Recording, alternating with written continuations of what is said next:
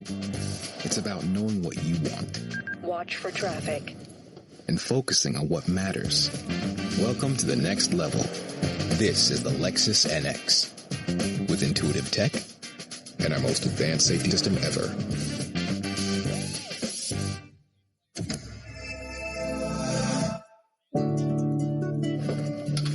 You may know us for powering your journey, but we'll be remembered as the energy for your home. We're home. With 100% renewable electricity plans for you, your family, and their future. What's up? Because all the energy you give to your home, hey Dad, I'm home, is worth all the energy we can give to you. Houston Dynamo FC. Second half action starts now. Here's Glenn Davis and Bobby Boswell. All right, welcome back to Shell Energy Stadium. What a first half we had.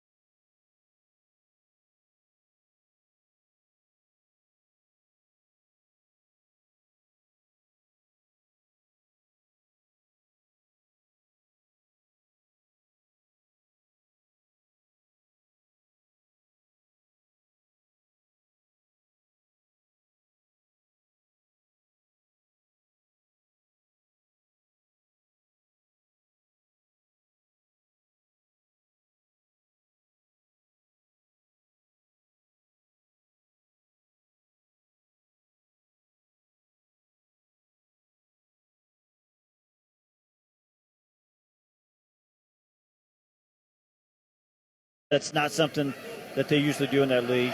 There's a giveaway by Dallas and a chance to run forward. Ibiaga with a good block on the pass attempt by Batista, but it's still collected on the near side by Brian Garnica.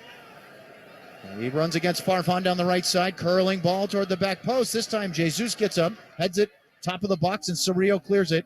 Chested down by Kamungo, and a chance for them to break. Obrian to the right side for Leggett. Nobody over there with him, so he has to slow it down, then picks out Cerrillo near the center circle. Velasco, double team, drops it back off for Jose Martinez, and they slow things down again. And for all the pressure going forward for Necaxa early on, they are, of course, playing five of the back. They got back pretty quickly on that. Ibiaga, Martinez, Cerrillo, pressure coming now. The pass goes back to Paz. Lots of space as he switches it first time out to Farfan. On the left, now Velasco takes it. Into the middle for Cerrillo, now Martinez. Now over to Ibiaga. Back to Jose Martinez. Now Farfan. Taps it to the middle. Lots of room for Cerrillo as he finds Obrian now. Pass through the legs. A little lucky maybe, or perhaps cheeky from Obrian. Velasco, so the pass is coming. Cerrillo feeling the pressure from Batista, able to spin away and find Farfan, now Kamungo on the left. The Jet slides and chips it forward away from the pressure from Montez. Gonzalez trying to defend. Kamungo gets a step behind him. The goalkeeper is slow, and Kamungo's shot blocked. Knocked away by Ferreira, kept alive by Leggett. Now Ferreira left foot toward the net and punched over as Raul Godinho did not feel comfortable trying to let that go, and he had to knock it just over the crossbar, and now Dallas will get an opportunity. So all that was set up, a little combination between Leggett and Kamungo, and that's what Nico Estevez told us he wanted to see. Once those aggressive pressers from the back line, once they step forward into the challenge, they're spacing behind. He said, but we have to play those balls in behind. They can't be tentative about that. Is it just me, or did Gudinho seem a little slow and hesitant to come off his line when Kamungo got around the backside there? Now it's going to be a corner kick. It'll be the first for Dallas. Velasco curls it in, headed away. And that one will come out towards Garnica. Pass by Cerrillo puts it out of play. He had Kamungo there, but he just didn't get the angle right. So it will be a throw for Necaxa, and Jesus Ferreira, who has the other ball in the field, kind of cheeky just to drop it on the field. Yeah, he slowed it down because he saw that Necaxa was ready to get the ball back in and start building, and he said, there's no rule that says I have to throw this other ball out of play. I'm just going to put it on the ground.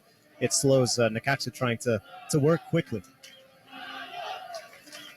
Here, the fans chanting Rayos, and that's Lightning Bolt, team established by the Electricians Union back in the day, still have a lot of that history that reflects itself in the club's crest, the club's chant, and obviously the nickname. I thought very much, John, that it was interesting is there's a flag here and a foul called against Obrian as he clipped, I think that's Gutierrez lying on the far side of the field, that this club being almost 100 years old, 1923 in August, so next month they'll hit their centenario, but you said it's not in Aguascalientes in Mexico where they currently reside, where they have most of their history. Yeah, Mexico City is the home and sort of the spiritual foundation of Necaxa. There's still a couple of restaurants and bars I know of in Mexico City where people still gather to watch Necaxa matches. It's been 20 years since they left the capital, but still plenty of love, as you know, we all as sports fans understand that connection that doesn't necessarily go away just because the team does. So it's a club with a lot of history, a lot of nostalgia associated with it, some great players in its past. The present may be a little difficult, but they're a team with plenty of fans, not necessarily where they're based. For the little bit difficult, they finished 17th last Clausura, 3-9-5 in 17 matches and missed the playoffs. Change managers. Rafael Dudamel, as we mentioned in the pregame, is now taking over, and they are 0-1-2 so far. Winless in their last 8, going back to the Clausura, and they haven't won since March 17th at Mazatlan. I said that completely wrong, but nonetheless, it was a 1-0 win. That is the last time that Necaxa has felt victory in Liga MX.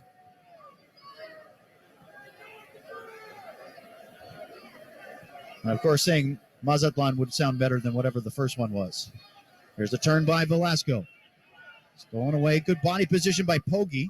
Got it back to Gonzalez. Poggi back all the way to midfield. Fabricio Formiliano with it now. Dallas was able to work through Charlotte's high press pretty well the other day, but that time the first real high press from Necaxa really got Dallas pinned in. Nice block by Velasco. Farfan with a good quick turn. He pulled away from Gonzalez there. Nobody there for him, though, and he's looking for space, has to go back. Cerrillo all the way back to Paz. A little bit of a miscommunication between the center backs momentarily. I think something to watch is the clash of styles, right? You mentioned, hey, officiating is different. So, too, is sometimes how the teams play. I think Marco Farfan dribbles into a space and turns where in MLS he might have a couple more beats to make a decision. The Necaxa players are on him just like that. He feels the pressure and moves the ball on, but those are the kind of moments that I think players on FC Dallas have to be conscious of. Necaxa works the same way. Well, we have a bird on the field. It looks like a pigeon, and one of the members of the security or usher crew was trying to get said bird off the field. It was unsuccessful. The ball is played by Dallas out to midfield, and now a chance for Kamungo to run. Kamungo gets taken down. He's the last man, and this could be a major decision, and it's red. You saw Dickerson immediately go to the back pocket, and I think it's the right call. Kamungo was going to be off and away. He still had work to do because he was moving at high speed and maybe moving at an angle going across goal. So maybe they've got a little something to look at there. But this is not good news for Necaxa on a hot night. You said Dickerson had his decision to make, Owen. Yeah, but it's like the decision between steak or maybe a bit of salad. The choice is obvious. The decision is right. Steve spotted something, though. I'm not real sure. Let's watch it one more time. There might have been that last angle showed a little bit of touch, and if there's just one little touch, then they're gonna nullify that red card. But I don't know. I think it's red. It looks like dog show, very much so. You can see that we're watching both the monitor and the field here, that the Necaxa players are trying to argue that there was a touch on the ball, but Alan Montes will have to walk out, and they're already missing a couple of center backs. They have a back five here. What do you think that does for them as we look at another chance of that replay? He went to get it. Boy. That last angle doesn't show a touch. There's one angle that looks like there might have been one, but the last angle they just showed us, I don't think Montez gets a touch on that ball. Even the tackle itself is risky for sure. It's a tough tackle. There's a lot of pace behind it. It's on a higher level of Kamungo's leg. To me, it's a red. It looks like it's going to stand as well. And you can see that Montez is making his walk into the area where the bird was just a few moments ago. He had better luck than the security guard. Yeah. And I think we should say, by the way, I believe it was Obreon that played that ball through, and it was a really nice ball through into Kamungo. And Kamungo's doing so much to help his team right now with just his energy and his effort. Well, that's the second time we saw Kamungo take a touch to himself, touch into space to run onto it. This time it results in a red card. The other time it was the best chance. Okay, here we go. Free kick. Alan Velasco from about 30 yards takes it. It hits off the top of the wall, floats up. It's Martinez who gets underneath it, but not a very good contact and goes pretty harmlessly wide left. But the big storyline, 12 minutes in, and Necaxa is down to 10 men. So you asked tactically what it's going to do.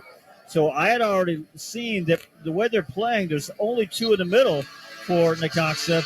And if Jesus Ferreira can drop in just a little bit more often, a little quicker, he's going to start creating overloads. Looks like they're going to play four in the back, so that means now there's going to be space in the middle with the two, but there's also going to be a little bit more space out wide. There's no better way to experience FC Dallas soccer than with a season ticket membership. Exclusive club access, all you can eat and drink options, and of course, if you have a season ticket, you get a season pass subscription from Apple. There's something truly for everyone. You've got to get your membership today. Prices go up on October 9th. Visit fcdmembership.com to learn more. Martinez.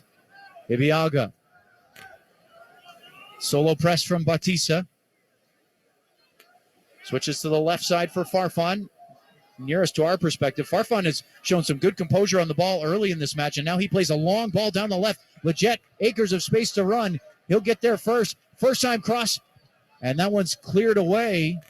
I believe that's a throw, not a corner, as it will be inside the final 10 yards for Dallas in the attacking third. Terrific job by Leggett of spotting that high line. He started his run well inside Dallas's half. And he let Marco Farfan know that he was going, and Marco Farfan spotted the run. He had his hand up like a wide receiver. Quick throw in. Leggett, double team, back heel, tried to find Farfan. It was blocked this time.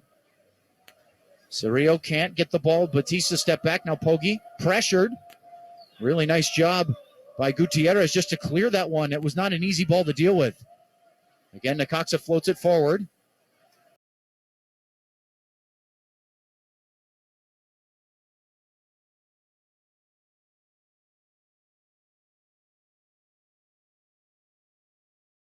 Talent coming. No idea how they're doing it, but they're doing it. Okay, we'll wrap things up after this with a look ahead to Saturday. 4-0 Inter Miami over Atlanta United tonight.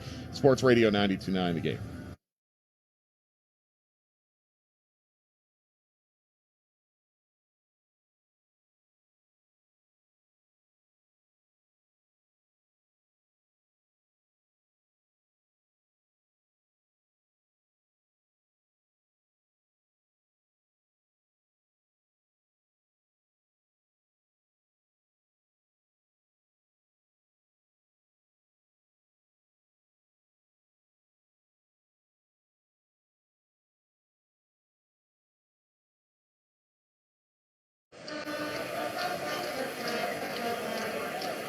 It'll be the second corner for Dallas.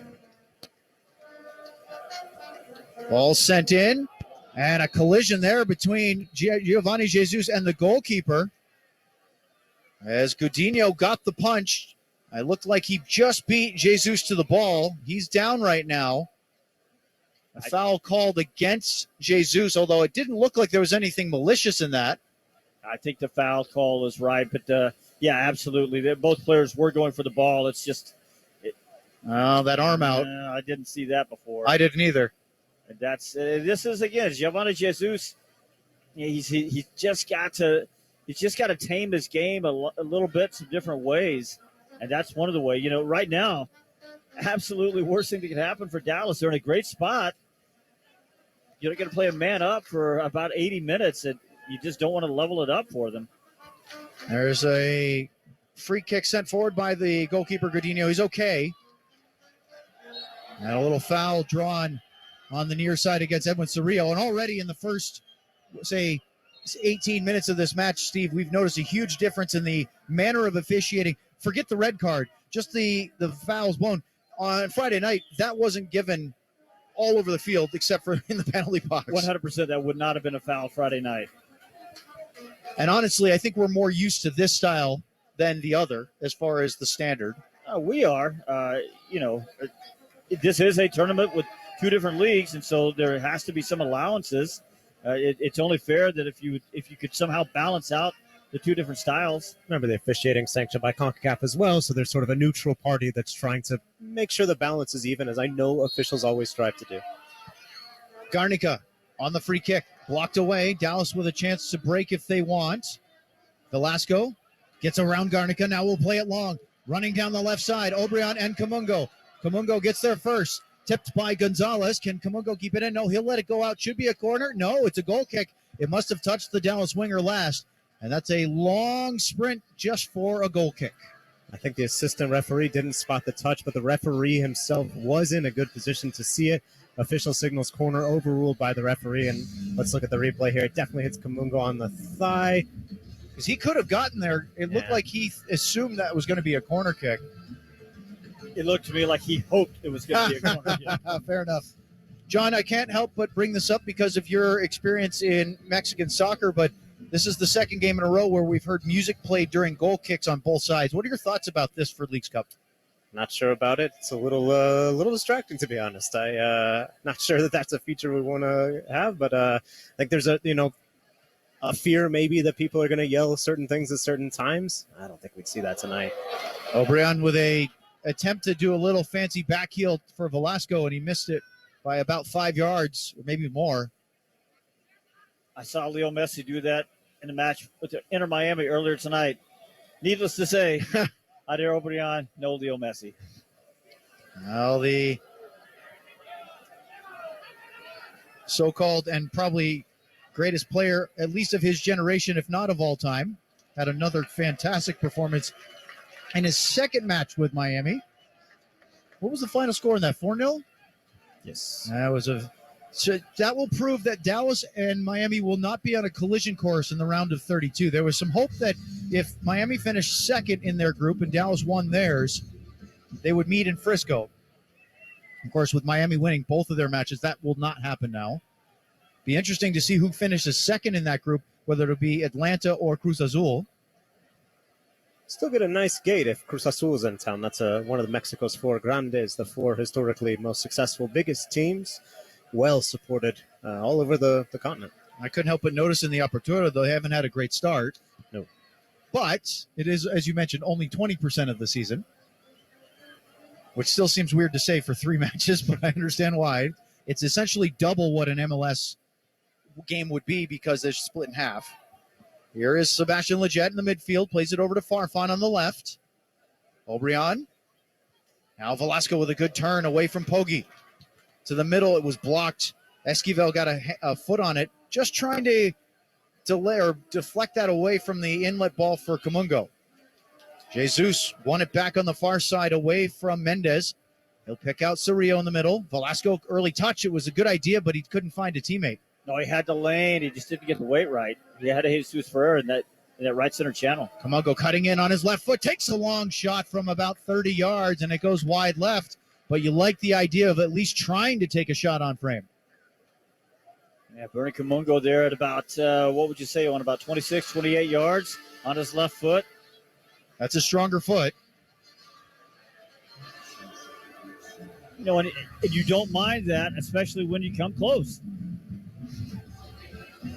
And I think it just kind of speaks to keeping the pressure up, right? We FC Dallas up a man right now after 21 minutes with the opportunity to get through in this Leagues Cup tournament. That would be a critical moment for the club, for the rhythm, for momentum.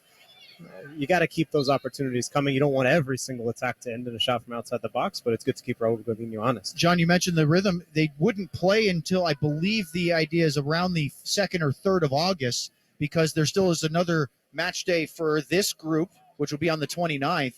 So because of that, they will still have an extended break to sort of rest and recover, as the long ball over the top flag is up for an offside. But you can see why that would be even worse if they didn't qualify, because then instead of playing on the 2nd or 3rd of August, they would play 20 days later, and that is a long layoff. There's a lot of benefits to moving on. One is to still be in the tournament, to try and get into the CONCACAF Champions Cup, to try and win Leagues Cup. There is prize money at the end. There's certainly pride. You have more games at home, and you get to keep playing and stay in rhythm and be ready for when MLS returns.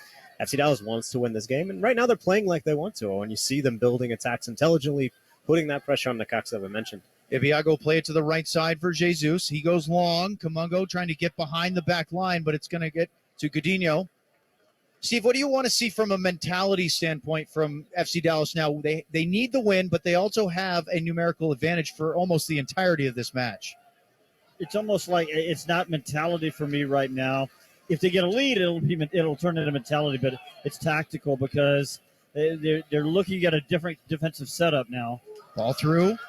Jesus Ferreira down the left from Velasco. Edge of the area on the left side. He'll float it across to the right side, top of the box. Kamungo running against Rodriguez. Now it comes in. Leggett has 2 in 2 games in the Leagues Cup. Sebastian Leggett, who had still been looking for his first goal of the season, now has 2 in 2 games, and Dallas has the lead they're looking for. Sometimes a team that hasn't scored a lot needs just a little bit of luck. And I think they just got a little bit right there, because as Jesus Ferreira finds Bernard Kamungo on the backside, it looks like Bernard Kamungo is about to run out of ideas, run out of time, run out of space. He tries to slip something through, and I'm not sure it was really what he intended, but the ball just falls really nicely right in line for Sebastian Leggett. Appeals there from Necaxa that he might have been offside, so they'll take a quick look at it, but Leggett buried that on a half volley at about 8 yards. It takes a weird deflection, Steve, as you mentioned, a bit of luck from Kamungo, but it doesn't happen if Alan Velasco doesn't get the pass right for Jesus Ferreira to start that move. You mentioned him getting the weight wrong earlier, and that was a really good opportunity that was about to develop for FC Dallas. This one a little less obvious. Velasco starting with the build from the back in this midfield role that we're now seeing him play. What a pass forward to find Ferreira. Ferreira crosses over to Kamungo. Ride your luck a little bit, and all of a sudden you're celebrating that first goal.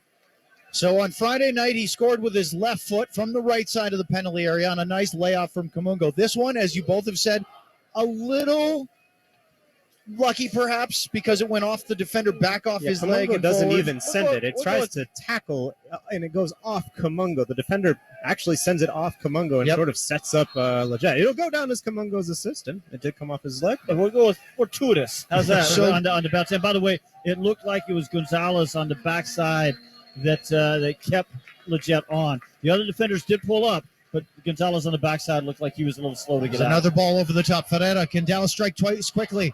Tried to find Obrian, but it was blocked and cleared away by Poggi. But Necaxa is under pressure, and now even more so as they fall behind with a goal down and a man down 26 minutes in. The goal came at the 24th minute. Kamungo gets taken down, got the ball. Play on, says referee Joe Dickerson. To the right side. Velasco seems to have free reign at the moment. Leggett spinning, bumped, foul called. Flag is raised by the assistant referee on the far side.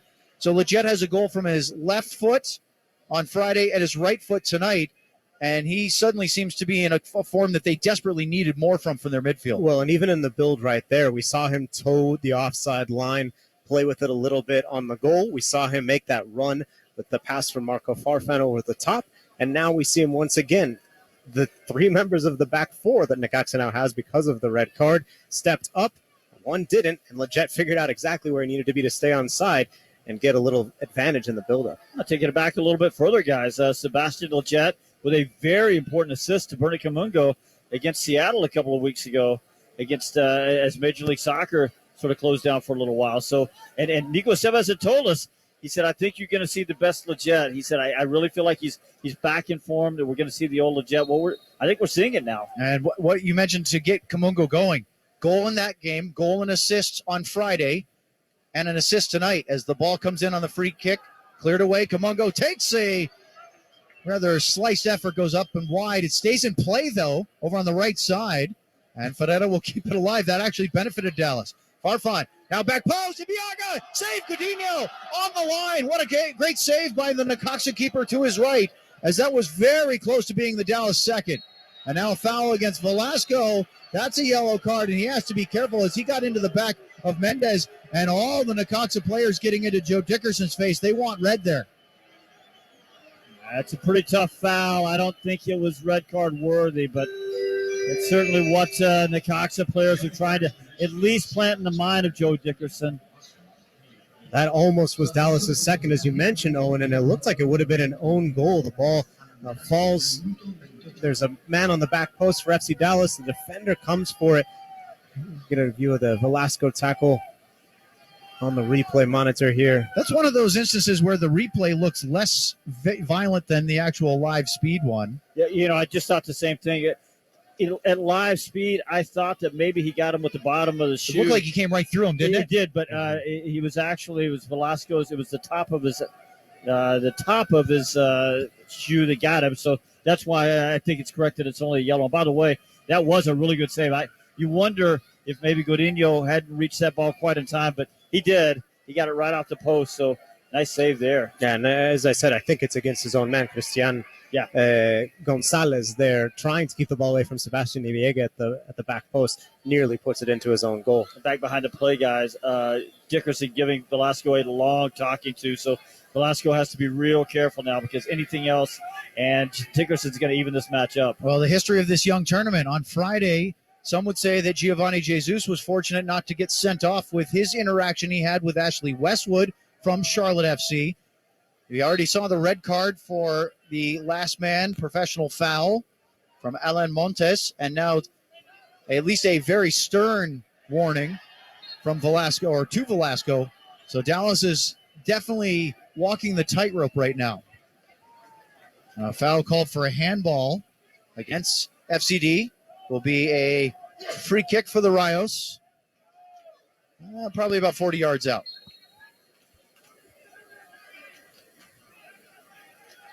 Looks like it'll be Brian Garnica again to take this one. He took the earlier free kick that went to that back post looking for Mendez. Mendez is okay after staying down for quite a bit after the yellow card from Velasco.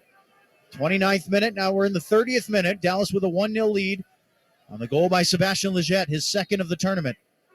There's the ball by Garnica toward that back post. Headed away. Ibiaga was there. So too was Jesus, but I think it was the center back that got it, as it will be a throw-in. So far, Ibiaga doing great work back there, clearing balls left and right. They need to make sure that he and the other defenders don't have a busy day. We know that's how Necaxa could get back into this game. Bautista, Mendez, both love to try and put the head on the ball and on frame. Long throw from Necaxa into the box. Again, Ibiaga gets there first. Top of the area. Oh, there's a foul called as cutting underneath Marco Farfan. He got the header and got his legs taken out underneath. No card here, but another stern warning. And are we going to get a hydration break here? I think we will now. And we'll get us a chance to maybe cool heads as well as cool some parched throats. 1-0 Dallas, 30 minutes in, guys. Obviously, a lot of talking points. One of the things that we would talk about before the game was how Necaxa wants to get the ball into wide areas, get early services, but the way they've dropped into more or less of a straight two lines of forward, that's going to be a little more difficult because it's harder to find those wide areas. You got to move out there, and they have one less player to do it. From the Dallas perspective, I think it's been good pace, good opportunities created. FCD really trying to keep their foot on the gas even after finding that opener. Seen opportunities from a number of players. Lletget and Kamungo are, I think, bright spots in the opening portion. We've talked all year about trying to get Jesus Ferreira some help, So the fact that those two guys are contributing and attacking, Alan Velasco from a more withdrawn role once again, is, I think, encouraging for Nico Esteves' squad. It's an interesting point that John just made, Steve, about Alan Velasco, because we had sort of felt like he had plateaued, maybe not for the betterment of his career, but in this season where everybody's looking for him to take that next step as a sort of huge young DP signing for Dallas. What do you see from him playing in that midfield role that has led to him being a little bit more dynamic? Well, I guess I hate to be cliche, but you did look like the sophomore slump. It looked like the second year when people expected a little bit more of him. Maybe he's putting pressure on himself, and it just wasn't working for him. Since mid-March, the guy's had no goals, only 2 assists.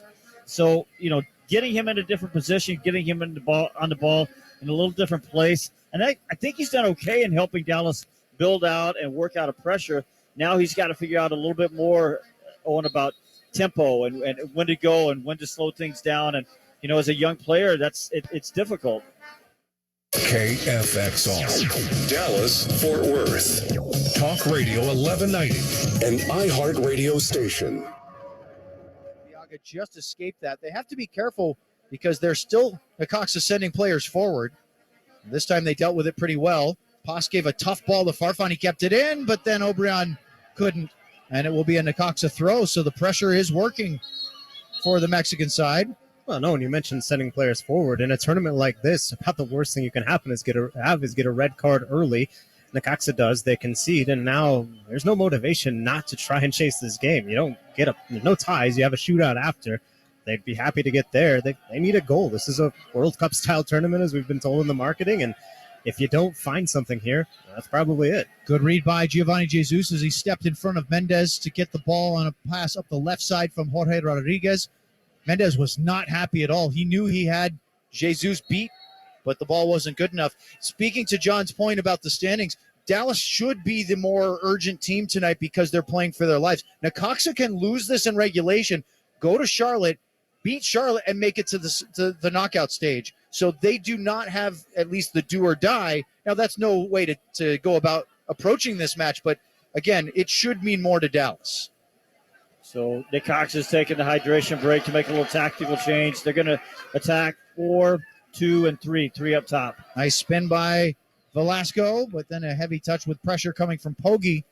And it rolls easily back to Godinho, who will hang on to the ball for a moment and then pass it out to the right. So, Steve, 3 up top means that they're not just going to sit back and try to avoid it falling down another goal. Well, it means that, transition spaces are going to be right behind that 3, where, again, Dallas is going to have a big numerical advantage in there. So they've got to find that transition space early, though. Farfan almost gave it away to Batista, but really just did enough. Found Cerrillo now to the right side, Leggett. He'll play a long ball, but Jesus Ferreira had pulled up. They were just not communicating on that one, and those two guys going in different directions. Whereas a minute ago, when they were playing 2 lines of 4, the space was over the top. Now Dallas has got to make the adjustment, recognize the space is through the middle. Long ball forward this time, and now it's Necaxa's turn to do the same, which is send a ball where nobody was making the run. Christian Gonzalez puts his hand up in apology because Ryan Garnica was not making that ball run down the right side. Comungo at midfield. Now Leggett, back it goes. Ibiaga all the way to Paz. Pressure coming. He'll flip it over to the left side for Farfan. Up the wing it goes. Velasco. Heavy pressure from Poggi. Lost it to Garnica. Jose Martinez, no nonsense clear. It falls favorably. Ferreira, Obrian with space. Plays it in towards Comungo, but a sliding challenge just in time for Necaxa. And that was Gutierrez who made sure that Comungo did not get on the end of that ball and cleared it away. Ferreira frustrated, though, because if Obrian plays that ball first time instead of taking the extra touch, he's got Comungo free and open on that backside. Just a little wrong on the weight. And remember what Mark Dodd said to us on Friday night. Really good players, if they mess up the weight, it's always heavier toward the goalie, not giving it away behind, and that one was behind. I think he was worried about the offside as well, but sometimes you just got to fire it away and worry about the flag later. Poggi plays the ball forward for Necaxa. Mendez on the left. Drops it back off for Rodriguez. Now Gutierrez. I think with Obrian, his first instinct, as we keep talking about, is to find Ferreira. At that time, he took the touch. I think still trying to find Ferreira. when Kamungo was easily the right choice. A good switch of play. Gonzalez now to the right. Garnica plays it over to Esquivel, who's been quiet so far, but of course they haven't seen a lot of the ball. Gutierrez from midfield runs forward. Tried to find Esquivel, missed it. Now they're exposed. Velasco plays it quickly up the right center channel. Ferreira on a good run by Formiliano. He gets there first. Coutinho didn't handle it well. That's going to be a corner kick as the pass back to his goalkeeper was tough. And Dallas will get a chance to play from the corner flag as we look down and see Andres Colorado about to come on for Necaxa. And he wondered with the red card if they might make a substitution. Colorado is a midfielder. You wonder whether they'll take out somebody of a more attacking variety. We'll see. As it will be the Dallas corner kick, their third so far of the half. Coutinho tried to play that ball. They play quick. Well, Ferreira tried to catch Coutinho, maybe see if he could knock one home, but the Mexican goalkeeper caught it. Kind of an odd attempt by Ferreira, considering he was on that side. Velasco once again meets Poggi. Those two have collided more than a couple of times already. Switch it out to the right side. There is Jesus Ferreira. Early ball looking for Kamungo. Formiliano, again, is the right man on the job. As we remind you, you can wear what the pros wear when you shop soccer90.com for all the latest jerseys, scarves, and T-shirts, even gearing up for the FIFA Women's World Cup or latest FC Dallas merch. Order this weekend and use a code WorldCup23 to receive 15% off your order at checkout. Soccer90.com. Live it, love it, wear it. Here comes the substitution after a foul called against Dallas, and those are starting to add up against Giovanni Jesus. Did he get the yellow? He did get a yellow. So Jesus now is in danger if Dallas were to advance in this tournament. If he picks up another yellow card within the next two matches, he'll have to sit out a match. And Necaxa is bringing Facundo Batista, the 9, off, putting on Andres Colorado, who's just big defensive midfielder, a 6. In a way, we just said, hey, they're going to go for this. They're going to keep looking, trying to find the goal. I'm sure they're still going to try and find something, but Dudamel, the Necaxa manager, said we might not get to this without conceding again before the half, brings on the defensive midfielder for the forward. That one took a while for Batista to make his way off the field. Colorado is on. Well, it's tough. Look, anytime you have to play 80 minutes with a man down, it's tough. But, I mean, it's warm out here. And as we all did our geography lesson from John Arnold earlier today, you know, it's a pretty temperate climate down in Aguascalientes. So they're not really used to this. And by the way, I don't know if you heard it on our effects mics, but that big bang was the right outside fist of Batista against the inside right wall of the Necaxa technical area weather protection, showing his frustration of being subbed off late in the first half. Necaxa has the ball, though, 40th minute. Cheap giveaway there by Obreon in the middle. Poggi to the right side. Gonzalez, pressure from Velasco. Was out. It will be a Necaxa throw.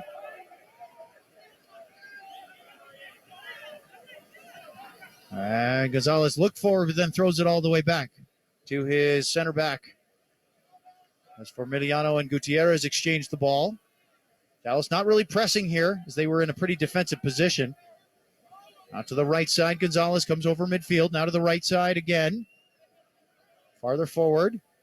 Garnica double team. Lost the ball. Obreon found Velasco. Now back to Farfan. Trying to pass out of the pressure. Cerrillo. Mendez came after him. Then Martinez. And they found the space to the right side for Ibeaga. Well done from Dallas there to get out of a pretty tight, confined space. And now they work it through towards midfield. Cerrillo. Velasco. Clipped just a little bit there from Poggi. Kept the ball alive. Farfan. Oh, and as the game started, Necaxa was pressing with 4 and 5. They're only pressing with 3 now, so Dallas really ought to be able to work out of that fairly easily. That was a kind of a sloppy touch from Cerrillo. He was fortunate as he popped it in the air not to give the ball away. Dallas right now is building with what Nico Esteves will call 4 and 1. That means 4 guys and then 1 midfielder, 4 in the back. So it should be 5 against 3 as they build out. The Dallas supporters giving the olays as the possession continues. Obreon spun, taken down by Formiliano. There'll be a free kick just outside the box. I'd say 22, 23 yards to the left of center. And as we approach the end of normal time, 42nd minute, they will have a very good opportunity for somebody to take a shot at Raul Gudino's goal. Talked about breaking that press once they did get through. There's good passing lanes, good opportunity. In a way, you like to see FC Dallas stay patient. In a way, you want to see them get by a little easier, but ultimately able to get forward, get into that final third, and create an opportunity here for either Alan Velasco or Jesus Ferreira, probably standing over this free kick. Taking their time here as they wait for Joe Dickerson to march off the 10-yard wall, use the spray. Now they're ready to go. Will it be Velasco or Ferreira? Ferreira walks away. So it looks like the Argentine is the one lining this up. Will he go toward the near left post over the wall? Will he go to the far post? He goes around and hits the wall, and that drops the Necaxa defender as that hit him right squarely in either the face or forehead. And so he's down inside the penalty area. That'll stop play, and we get a whistle. Was that Esquivel? Yeah, he tries to head it away and ultimately goes to the ground after he gets the head. Right decision by the referee to bring on the trainers after the head injury. We talked about Alan Velasco a while ago, and this is one of the areas where he's just regressed a little bit. All of his free kicks now, we saw him score a couple of great ones last year, but all of his free kicks seem to go right into the wall now. The good news is that Esquivel is okay. He's up and jogging off the field, but he has to come off because the trainers were called onto the field. And actually showed a little bit of hustle getting off the field as well, I might add. As that will be a free kick. It should be an uncontested drop ball. Dallas had it, so they'll get the ball back at midfield, and play resumes. Right now, Necaxa playing with just 9 men on the field as they are getting a concussion check. The technical staff for Necaxa is not happy at all because they want to get their guy back on the field. The doctor is trying. This is another difference between the leagues. In Liga MX, there's not the concussion specialist where you have these checks. It's usually quite brief check from the trainer. Velasco toward the back post. Coutinho handled that one. Again, Camungo making the run. And there goes Esquivel onto the field. But the concussion specialist was getting an earful from a trainer, a coach, and the manager for Necaxa. They were not happy about that. Of course, they already have one player sent off. And Esquivel is a key contributor, a guy who won a bronze medal with Mexico's U23 team in Tokyo, and kind of can do it all in the midfield, is being asked to do it all tonight with a man down. So understandable they want him on the field, but of course we enjoy the fact that player safety is coming first in this tournament in MLS and in a lot of other leagues around the world. So we're in the final minute of normal time. We've had a red card, we had the injury, we had a hydration break. I would imagine it won't be 30 seconds of stoppage time. It's Farfan. Bothered by Poggi, then tripped up and goes down. That's going to be a free kick. The referee is telling him to put the ball down, Vicente Poggi. But at the same time, look, it's a foul. But it's not just on Farfan. Is it just me? It seems like Dallas is playing a little too, taking too much time because they think they have it because they have a numerical advantage. Oh, you're absolutely right. They need to play the ball a little faster because the numerical advantage they need is the second goal. North Texas SC hosts Portland Timbers 2 on Saturday at Choctaw Stadium, presented by Children's Health. Tickets are available now at northtexassc.com. We will not see an FC Dallas match this weekend, so why not go out and see North Texas play over at Choctaw? And as you heard on our mics, 4 minutes of stoppage time up on the board. The end of the first half with Dallas holding on to a 1-0 lead. Garnica through the middle. Colorado getting one of his first touches. Quick ball through, but not really through as Garnica gave that ball away. Ibiaga and Jesus both read that well. Found Camungo. And he wants to run forward, but not a lot of Dallas players forward. It seems as though they're playing a very patient game. Now they go. Long ball from Ferreira, not far enough to get over the top as he had Obrian making the run. I know it's hot. I know that they played on Friday, but it just feels like if they could just turn the engines up a bit, Steve, as we were talking about, they could put this one to bed before it gets, they bring Necaxa back into the game. I agree, but that is a little easier said from up here. It is. Game looks a lot easier from here as Gonzalez curls one toward the box. Headed away by Jesus. Cerrillo, lots of space for Obrian as he runs over the center circle. bothered by Gonzalez. Still going, O'Brien into the middle, sliding from behind. And the foul is called from the first one, not the second one. Oh, dear. Now a yellow card out as the ball was spiked in frustration. And I think that's why the yellow card is out, not for the foul by Christian Gonzalez. No, it was definitely the foul. Oh, there's another. There's a second. That's Gutierrez who goes into the pocket as well. So that'll be in the 47th minute.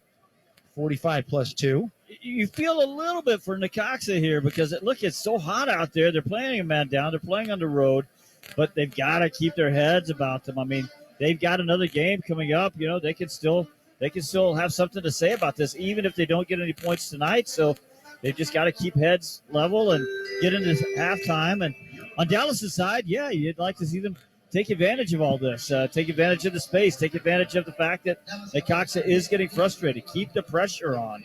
John, I just thought that I know that there was the foul by Gonzalez, but I felt like Dickerson had to do something because Gutierrez didn't just throw the ball at him, he spiked it into the turf. That's a high level of dissent. Oh, it's a big reaction, and I think, as Steve says, Necaxa needs to keep their head. Dudamel needs to calm them down a bit in the halftime break. It's a good opportunity to do that and reset a little bit.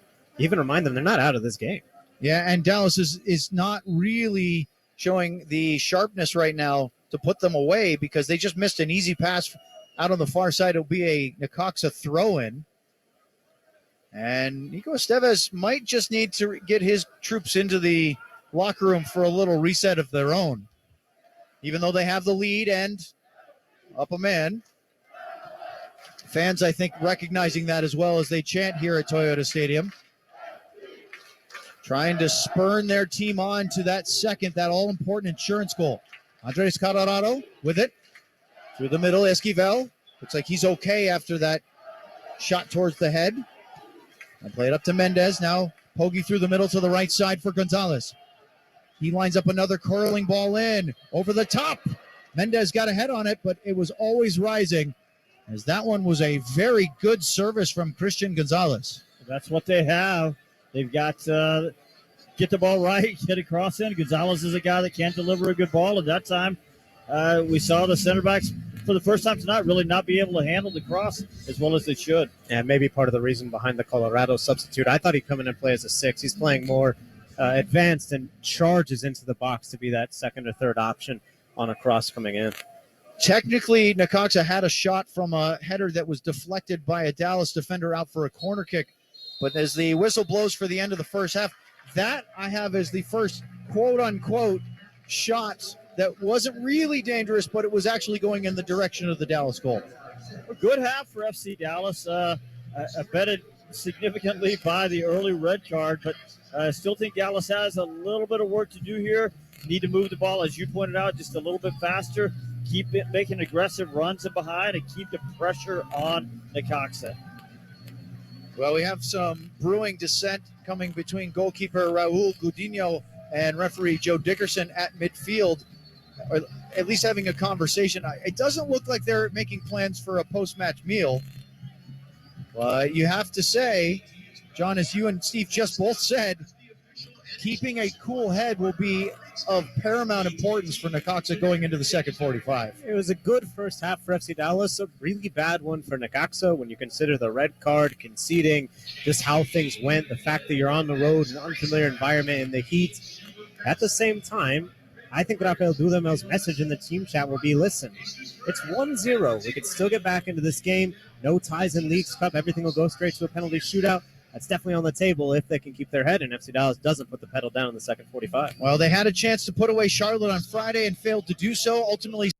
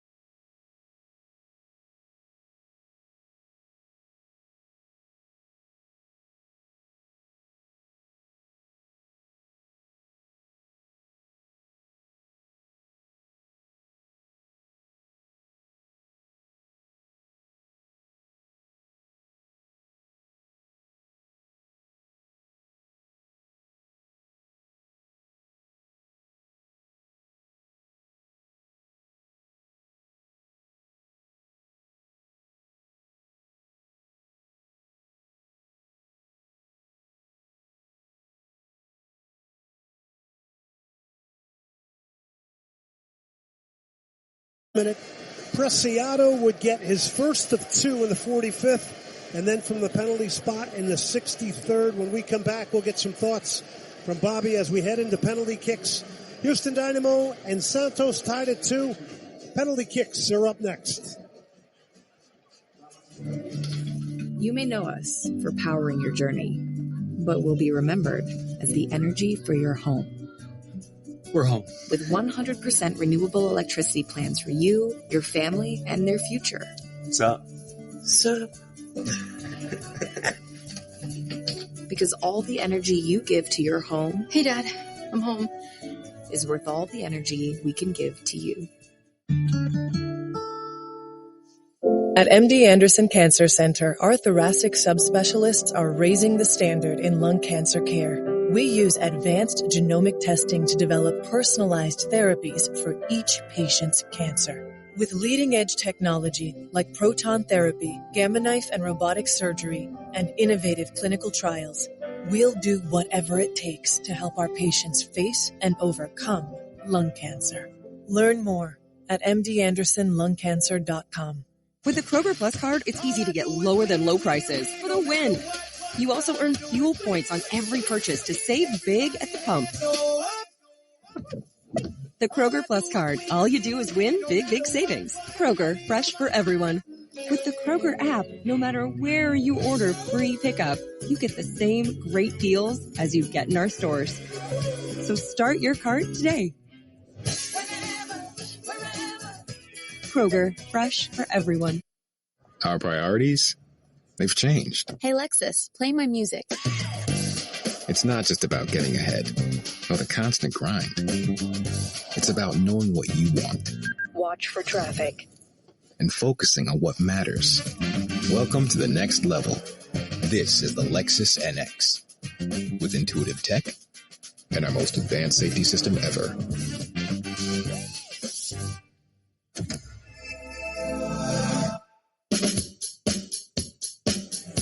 All right, welcome back to Shell Energy Stadium. We get prepared for penalty kicks here. The Houston Dynamo Santos Laguna. Dynamo really need to win this on penalties. If they do, they would pick up 2 points. It would go to 3. And then they would lie in wait and see what happens with the Santos-Orlando City match. So take us into the mindset of what's going on here right now. Well, the Dynamo having done penalties, they'll have some experience in there. They've got a new goalie in terms of Steve Clark versus Andrew Tarbell in the last game. Santos is I think they have the advantage because they were able to see the Dynamo take their penalties. They have an idea of where guys are going to go, and that means the guys either have to stick to where they went or switch up their normal routine, whereas the Dynamo have never seen any of the Santos guys shoot recently. So Herrera and Brunetta right now with the referee Ismael Melendez determining who's going to take their penalties first. And you won't. Certainly in my case, I would always want to be the first shooter to put the pressure on the opponent. I think the new science says that you want to go first. Like you said, it used to be you wanted to go second and kind of have the glory moment where you shoot to win it. But anytime you guys miss, it really swings it, especially as we saw in the last game against Orlando City. Hector misses the first one, and they never recover from it. Yep. All 5 hit by Orlando City. Cara, Santos, Janssen, Antonio Carlos, and Torres hit the game winner. Hector's was saved, and then it was by Pedro Galese, and then Thor, Coco, and Dorsey, and Smith all converted. Smith was brought on late by Ben Olsen to be an option from the penalty spot, so he will take one. So they're going to take this down at an end where up in the corner is a large conglomerate of Santos fans. So they're going to have a good look at this. Steve Clark, Ibrahim Lahoud are the goalkeepers.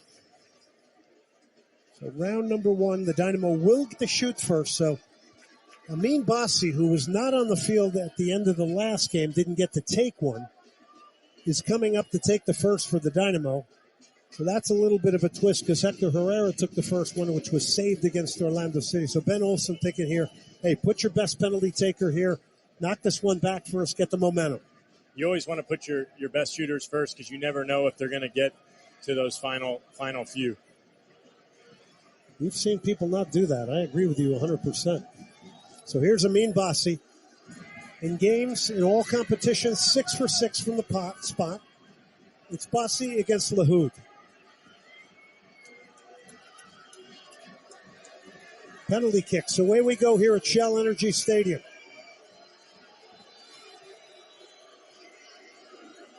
Boos raining down from the Santos fans. Lahoud stepped out of goal. So the mind game's going on here between Lahoud and Amin Bassi. Lahoud shuffling side to side on the goal line. Gets a whistle. Here's Bassi. Amin Bassi. Wilson. Fantastic penalty. This man does not miss from the penalty spot. And the Dynamo get that key opening penalty. It was a wonderful penalty, just like he's done all year. He's gone every which direction, and we talked about it last game. When you put it into the top bin, the roof of the goal, there's not a goalie on this planet that can pull it out. Just the way they dive, they have to cover so much area that they can't get to the top corner. So the Argentine playmaker, Juan Brunetta, who has played in the Serie A with Parma. Brunetta now to equal the Bassi goal for Santos.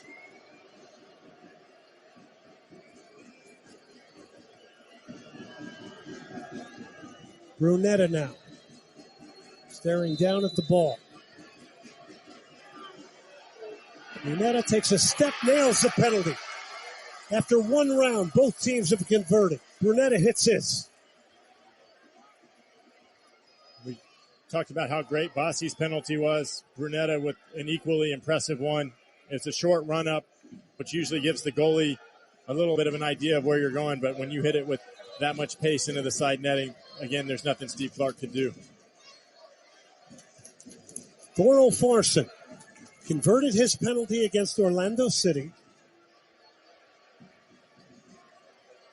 Places his ball down now against Lahoud.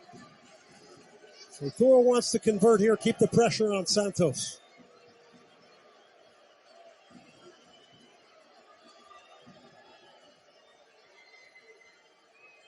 He takes a deep breath.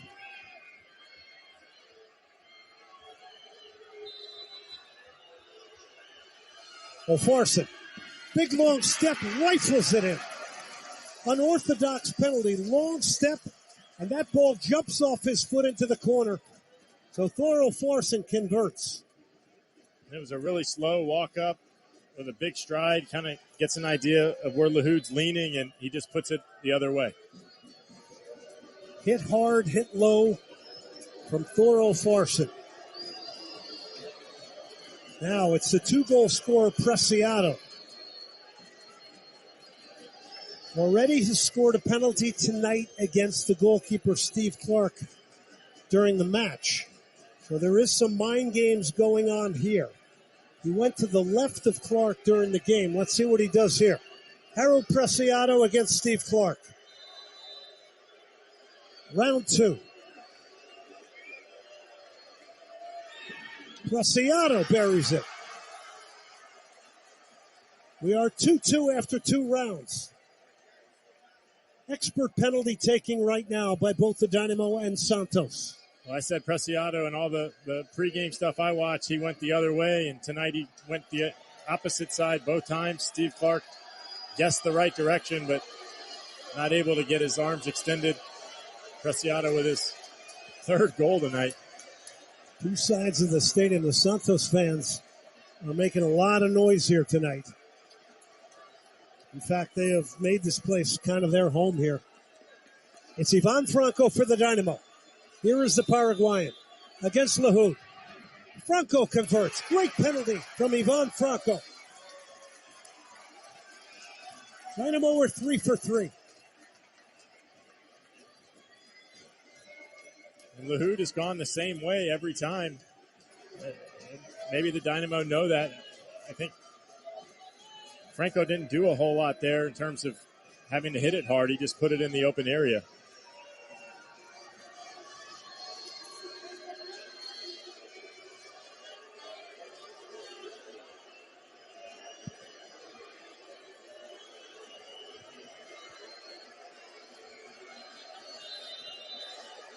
It's Santos now from the spot. Another goal. It's all tied up here. This was Doria, the center back. He hits. And the Brazilian, after 3 rounds, it is 3-3. Brad Smith, who literally only came on for 2 minutes here tonight, was brought on by Ben Olsen. Doria waving to the fans in the corner as the Santos fans waving flags. Brad Smith for the Dynamo now. The Dynamo are 3 for 3 from penalties. We go to the top of the 4th round now. Smith hit one against Orlando City. Smith does it again. Brad Smith with a great penalty. Dynamo keep the pressure on Santos.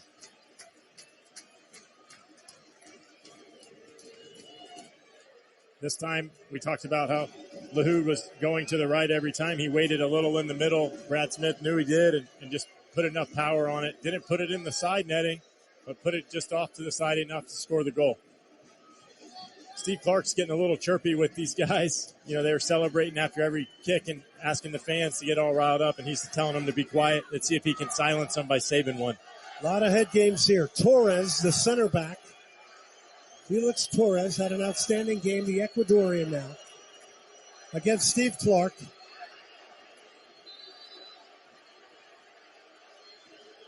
Torres. He rifles it in. Unbelievable casual penalty. It's as though he hardly took a run-up, and he puts it in the upper corner. It's a postage stamp. And it's now 4-4 after 4 rounds, with Luis Caicedo coming up for the Houston Dynamo. The Colombian at the top of the 5th round. That's both center backs, taking shots, putting it in the corner. Now you've got Caicedo. He's got to make this to put pressure on Santos Laguna.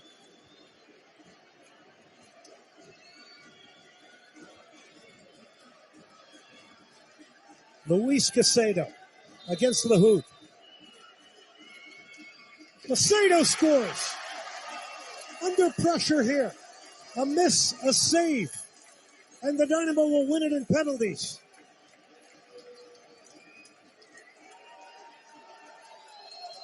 Caicedo again, another short run up. And Lahoud dives to the right again. He just goes the opposite way.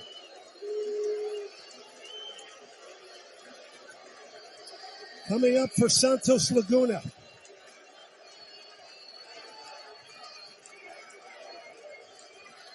Raul Lopez, the right back, against Steve Clark. He crosses himself. Lopez blew it over the top. The Dynamo are going to win this. The Dynamo win it in penalties against Santos. They live and breathe on in the League's Cup.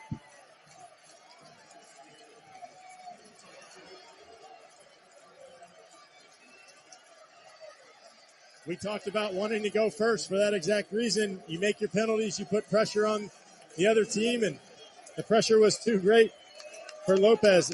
He went for the top corner and didn't even hit the crossbar, skied it into the crowd. Fantastic momentum-winning result for the Dynamo. They will pick up 2 points. They now sit on 3 in a good position. One more match to go in group play. The Dynamo on penalty kicks. 5-4 over Santos. We'll take a break. We'll come back. We'll wrap it up.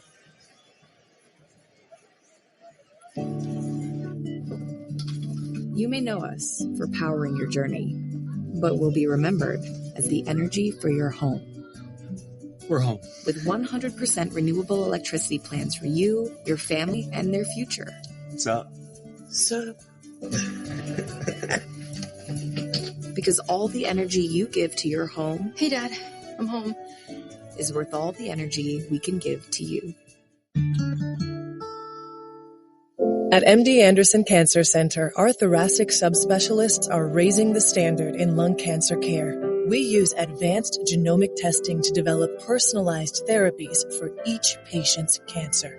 With leading-edge technology like proton therapy, gamma knife and robotic surgery, and innovative clinical trials, we'll do whatever it takes to help our patients face and overcome lung cancer. Learn more at mdandersonlungcancer.com. With the Kroger Plus card, it's easy to get lower than low prices for the win. You also earn fuel points on every purchase to save big at the pump. The Kroger Plus card. All you do is win big, big savings. Kroger, fresh for everyone. With the Kroger app, no matter where you order free pickup, you get the same great deals as you get in our stores. So start your cart today.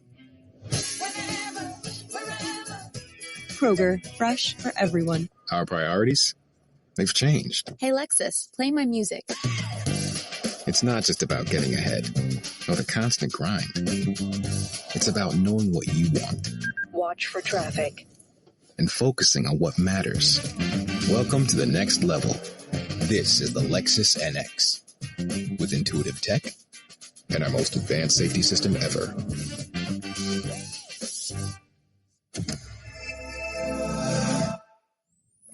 This is the Houston Dynamo FC postgame show on ESPN 97.5. Here's Glenn Davis and Bobby Boswell. All right, welcome back to Shell Energy Stadium. Uplifting night for the Houston Dynamo on penalty kicks. They defeat Santos Laguna. They stay alive in the League's Cup here tonight. Let's go back to the second half here. Dynamo, an outstanding first half, almost hit for a third goal in that time period. Preciado scored late in the first half, and then in the second half, in the 63rd minute, he ties it up from the penalty spot. It's Preciado against Clark. Preciado. 2-2. Santos fans go wild. Preciado's penalty, side-footed to the left of Clark, and it is now 2-2 in the 63rd minute. They put it in overdrive, and we're kind of really pushing the Dynamo at this point. The Dynamo were getting a little bit weary-legged, but remained in it here in this. The Dynamo had a lot of chances to put the game away or add to their lead, and they didn't. And Preciado was one of our keys to the game. He drew the penalty and scored the penalty, and there was a good stretch there where Santos Laguna was on the front foot. You thought they were going to steal the win with a 3-2 victory. Dynamo hang on bravely. In fact, created a good chance or two through Griffin Dorsey down the right side. We go on to penalty kicks. Per the rules of the League's Cup, you go directly to penalties. You get 2 points for a win and 1 point for a loss in penalties. We go to the fifth round. Luis Caicedo for the Dynamo. At this point, nobody's missed. Luis Caicedo against LaHood. Caicedo scores. Under pressure here. A miss, a save. And the Dynamo will win it in penalties. So, Luis Caicedo comes off the bench in the second half, hits a penalty as well. A few of the guys came off the bench to take penalties, and it was excellent from them. I think with the game in Orlando City, we saw, other than Hector's, they all made them, and then they went 5 for 5 tonight, which they needed to do to give themselves an opportunity. Yeah, and Ben Olsen put Amin Bassi first, and then to your point, Bobby, Thor, Franco, Smith, Caicedo, all guys that came off the bench here, which leads us to the bottom of the fifth round. Raul Lopez steps up. He's got to score. Here's what we heard. Raul Lopez, the right back, against Steve Clark. He crosses himself. Lopez blew it over the top. The Dynamo are going to win this. The Dynamo win it in penalties against Santos. They live and breathe on in the League's Cup. So they now have a full 3 points. The Dynamo will sit back now. They will look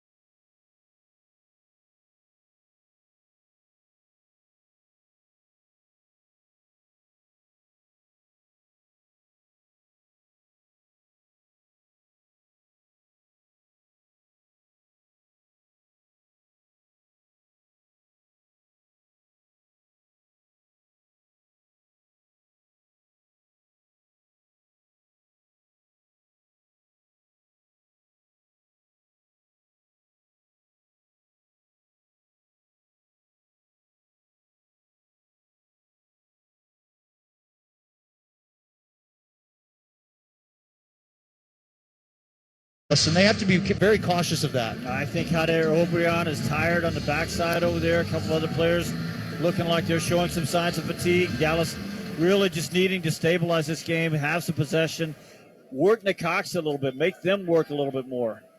Dallas goal kick. Shop the FCD Fan Shop at fcdfanshop.com. You'll find all the latest Dallas gear as we have a giveaway. Esquivel, long shot blocked by Cerrillo, never made it inside the penalty area.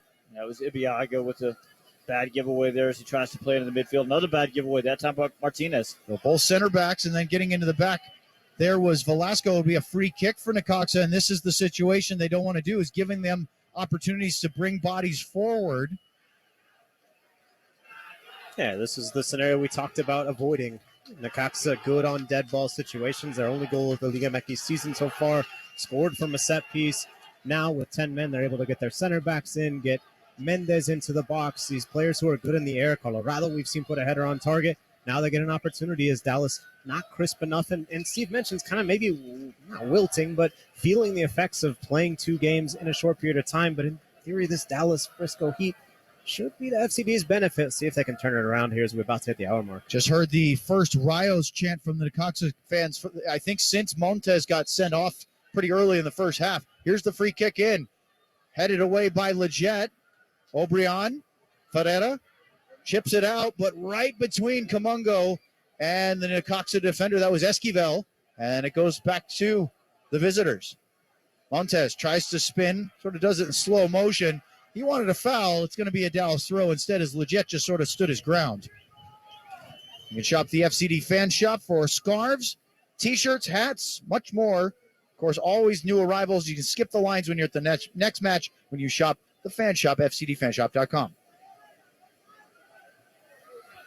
But John brings up a really good point. You know, Dallas playing on relatively short rest, and Necaxa, the more rested team right now. Switch of play as Velasco had Obrian open on the left wing again, but it was picked out. Good play by Christian Gonzalez. Poggi just turns away from Ferreira. As for Dallas, of the 10 field players, only made 2 changes, so everybody else played significant minutes Friday. Ibiaga with a good header on a cross-in from Rodriguez. Velasco down for Obrian, now Cerrillo, and he'll play it back.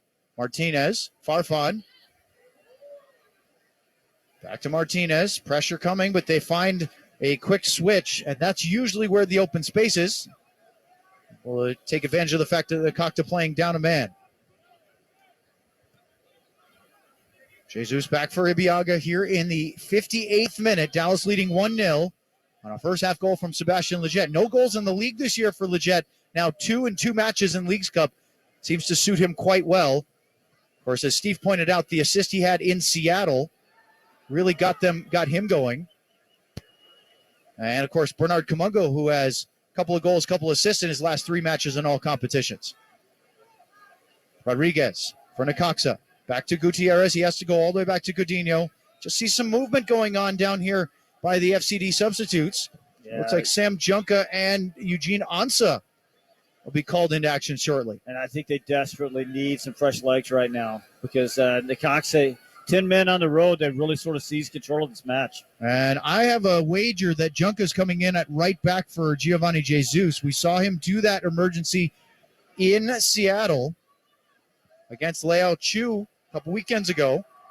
Switch of play for Necaxa out to the right-hand side. Farfan defending.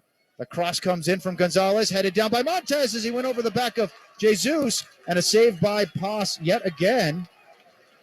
Yeah, this one much Mendez, easier not than Montes. My apologies. Edgar Mendez came over the back. Go ahead, Steve. That was it. This one a lot easier than the last one. Looks like Nkosi Tafari also about to come in. So a triple change coming for Dallas. Cerrillo back free. Farfan now up for Velasco. Some space opening up for Dallas as they try to pick apart Necaxa.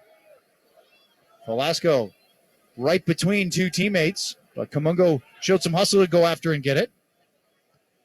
That's a great example of where Velasco just has to understand, just to play simple. He could have picked out Ferreira a couple of different times. Giovanni Jesus just gives the ball away, but instead he wanted to do something a little more clever and almost gave the ball away. Into the corner. Mendez, Jesus. Flag goes up. It'll be a throw. The flag ends up coming off the pole on the left side.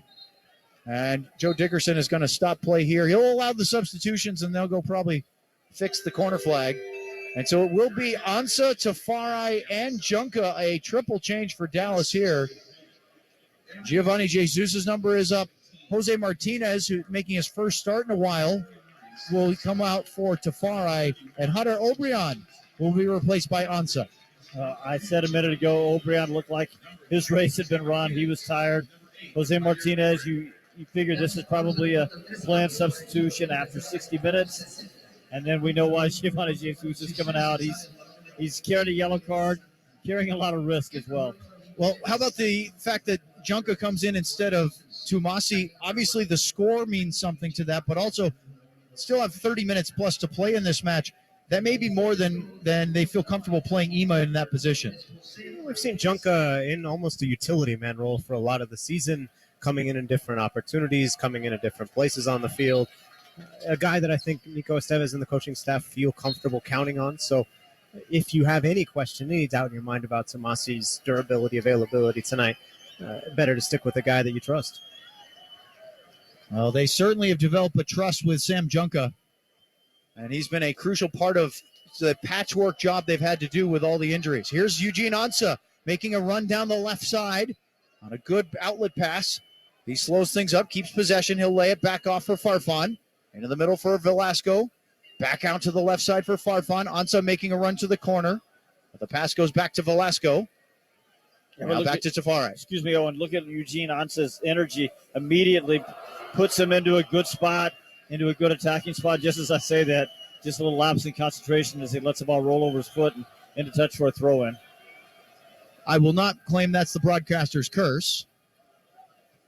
But at the same time, there's definitely a reaction from the crowd here. Nice job by Leggett. Took a tough ball. Knocked it out to the right side. Here is Sam Junka playing on the right side of the back four. Now Kamungo back to Leggett. Out to the right. Junka cuts back on his stronger left foot. Velasco finds a seam. Leggett. Early ball in to the back post. Ansa! How about that? 2-0 FC Dallas. Eugene Ansa. First goal for his new club. And Dallas doubles the lead here in the 62nd minute. We all just said it looked like Dallas needed fresh legs. Well, there it was. It's not just Eugene Ansa appearing at the back post at the right moment, but it's also Sam Junka getting into the attack, getting forward, which we hadn't seen Giovanni Jesus doing lately. You know, playing in Bernie Kamango, playing in Leggett. Leggett still has the legs to get out on the right. He's spectacular right now. He's doing all the bottom line stuff. Now he's got a goal and an assist. He's got 2 goals and 2 assists in the last 3 matches for FC Dallas. It's a good cross to KFXR Dallas Fort Worth Talk Radio 1190. Available everywhere with the iHeartRadio app. Now #1 for podcasting. Powered by the offices of Frankel & Frankel. A back post with no defender on him because Jesus Ferreira pulled all the Necaxa attention. And it's a great point that John just made, because I've been critical at times, feeling that Ferreira is not the type of striker that makes that run very often. He usually likes service 10 to 12 yards out at his feet so he can make that quick touch and finish. But that was to the time where he made that run. It's set up for Ansa, and somebody made the back post run. Imagine that. But having the energy to make that back post run, you wonder, you know, would Jader Obrian have popped up in the same spot? I'm just not sure. Leggett with a goal and an assist tonight. He is very much in danger of becoming the man of the match this evening. That made it sound like that was a negative. Of course, it's not. Velasco. Dallas now with a 2-goal lead. They still have a couple of substitutions available, Steve. So up 2-0 now with 25 minutes to play. That definitely opens up some options for Nico Estevez. Well, you know he would love to get Ariola and or Paxton Pomykal some minutes, get him going again. And it's starting to look like Dallas is going to have another game to play now. Well, it's definitely what they wanted. Of course, they wanted to have success in this tournament as the ball's turned over, poking out to the right side for Necaxa. But they definitely didn't want to do what John suggested in the pregame, which is lose and you have 3 weeks off to get rusty. As the ball comes in, a header from Colorado doesn't really look dangerous and goes well wide. Dallas center backs have to quit giving the ball away. First time was Zubiaga, second time Martinez. Martinez pulled out. Tafari comes in. He just gave the ball away. To be clear, I didn't suggest taking 3 weeks off as a strategy, just that it was a Correct. possibility that you wanted to avoid. Well, they certainly didn't want to take that possibility. Of course, Necaxa will not play. They play Charlotte on the 29th. Their next game, if they don't progress, would be the 18th of August, so 2 days prior against Tigres. So it's about the same layoff. You also wonder if when Dallas, Paul Arriola about to come in. There's a ball down the left side. Making the run is Ansa. Velasco with him. Eugene Ansa smashes one in, was looking for Ferreira. Now a sliding challenge, but the flag is up. I believe that was offside on Ansa on the buildup. And so it will stop. As we are going to see a double change coming for Necaxa here in a moment. And Steve, you were just mentioning the FC Dallas captain making his triumphant return soon. Yeah, the other thing I was going to bring up, guys, I wonder if when Dallas made that triple change, if there was a little bit more tactical instruction, because you have to give this to Necaxa. They're trying different ways. When they went a man down, it was 4-4-1. Then they went for a little while into 4-2-3. As they came out of the second half, it was 5-3-2. And that seemed to sort of flummox Dallas. I wonder if when the 3 changes were made, if they were given a little bit of tactical instructions on where to find the space now, because all of a sudden they were finding some spaces. Necaxa wins a free kick in the, I'd say, about 30, 35-yard range to the right side of center in the Dallas half. But we're going to see the substitutions now. As coming off will be Vicente Poggi. He will be replaced by Maximiliano Silveira, a 25-year-old Uruguayan striker. And then coming out also for Necaxa, Brian Garnica, and he'll be replaced by Rogelio Cortez, the 19-year-old striker, who is coming out of the Necaxa Academy this year. And then a big change for Dallas as Paul Arriola, for the first time since May 13th, he was hurt against Austin FC in the dying moments of that match where Dallas won at Q2, will make his return to action, replacing Bernard Kamungo, who's going to jog off to the far side of the field. And this, guys, is a big moment because not only is he a very important player, but he's also the captain, and they really need him as part of the glue of their team. John, you're the Necaxa expert here. You wonder if some of these changes for Necaxa is more looking forward because they have to play again on Saturday. No, absolutely. Free kick in that FC Dallas is able to head away, but Necaxa making a lot of these changes, bringing in young players. FC Dallas is going to try and break it. Sebastian Abiaga leading it, finding Paul Arriola. Here's Arriola down the right side against Esquivel. Feels the pressure. Steve keeps it, and he'll cut back along the touchline. Got clipped. A little bit of wrestling match there. It's going to be a throw-in, but they each got a little bit of a shot in. Joe Dickerson comes to just calm things down. Paul Arriola very quickly making his presence felt, as it's been a while, guys. 11 and a half matches where he was out. I didn't count the Leagues Cup match where he was actually dressed. I think as Paul Arriola gets back on the field for the first time in 2 months, the last thing you'd want is a big sprint and then get fouled hard, which is exactly what happened right off the bat. Also, you reminded us that he's the captain of when Jesus Ferreira forgot and just now got the armband on him. They just did the switch. I talked to Paul during the week about coming back and playing, how excited he is, but also about the difference between these leagues. We talk about clashes in styles. Well, Paul started his career in Tijuana. He knows well some of those battles. You don't want to see him get in them when he's coming off that injury, but he knows exactly what it's like to play Liga MX teams. There was a collision there between Leggett and Esquivel. Esquivel and Leggett, yes. And this will be a Dallas throw, but the referee's going to just talk to them, make sure everybody's okay. Esquivel is in the middle of everything for Necaxa. Should be a Dallas throw here. And it will be. Sam Junka throws it in for Leggett, brings it down. Leggett back to Junka. Velasco had to dive at full stretch to poke that free, but found Surio. Tafari, Ansa has very rarely in his limited action with Dallas so far made a touch wrong, barring the one miss of the ball. Of course, he followed that up with a goal, so I think we can forgive him for that, as there's a long ball forward by Colorado on the turnover. Tafari, nice job to slow down Mendez, but didn't dispossess. Edgar Mendez drops it. Here comes the substitute. The shot from Cortez is well wide, but he was looking for it here in the 69th minute. Steve mentioned the changes, Rogelio Cortez coming in, one of the younger players. I noted that Necaxa has a lot of young players on the bench, that Rafael Dudamel wants to have this team become a bit like FC Dallas, producing young players. They actually have 3 players on a U18 camp in Mexico that's been called in. FC Dallas has a player on that roster as well. But you definitely see some of these young players getting opportunities with this game at 2-0 down a man. I think Dudamel certainly looking toward that game against Charlotte, and even longer term. He knows some of the players he's got on his bench, but other players haven't been in a pressure-packed situation like this before. Why not see how they can do tonight? And as I said earlier, Necaxa does not have to get a result tonight to progress. They can still go to Charlotte and win and make it through. Dallas gets the steal on a nice sliding challenge by Ansa. He's holding the ball up but pressuring back. Plays it back to Tafare inside his own penalty area. And then he hits a tough ball headed down by Juncker to keep it alive. Ariola, that one looked like it took a touch. It's going to be a Necaxa throw. Ariola was insistent that Jorge Rodriguez got a touch on that. The referee and his assistant on the near side both gave it to Necaxa. Colorado into the early ball. Mendez looking for the contact and nothing given. In fact, a foul called against the Mexican striker. And Ibiaga's trying to set things up as just coming on the field. Maximiliano Silvera was trying to hurry the play back in.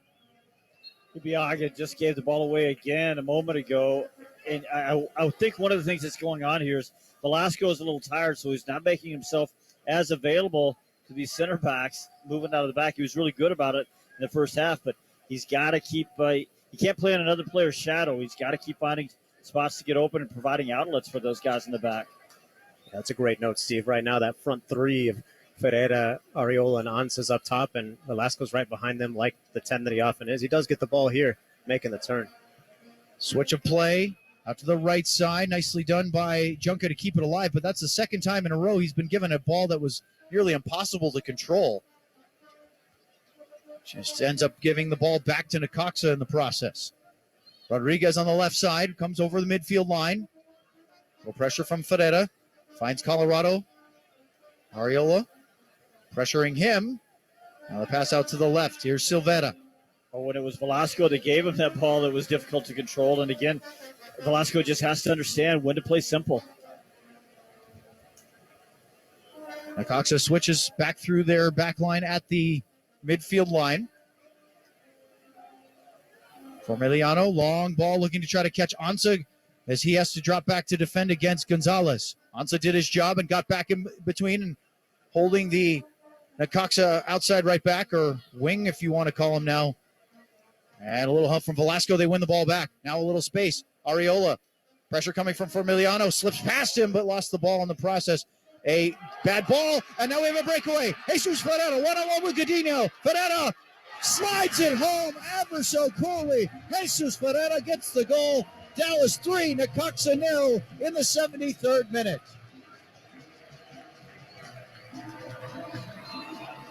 Well, boys, tired teams make tired mistakes. That was a tired mistake. We talked about how Dallas absolutely had to pounce on high-quality chances. Well, the Cheetah just pounced, made it look really easy, didn't he? Yeah, Coutinho kind of tries to do the jumping jacks and distract Ferreira. He's too cold of a finisher to throw him off like that. Yeah, not a good opportunity, good chance for Coutinho. And Ferreira just puts it to the goalkeeper's left. It's the kind of chance that we've seen him convert plenty of times at Toyota Stadium, and FC Dallas fans hope he keeps converting. And frankly, you expected him to score from that position. He's that good.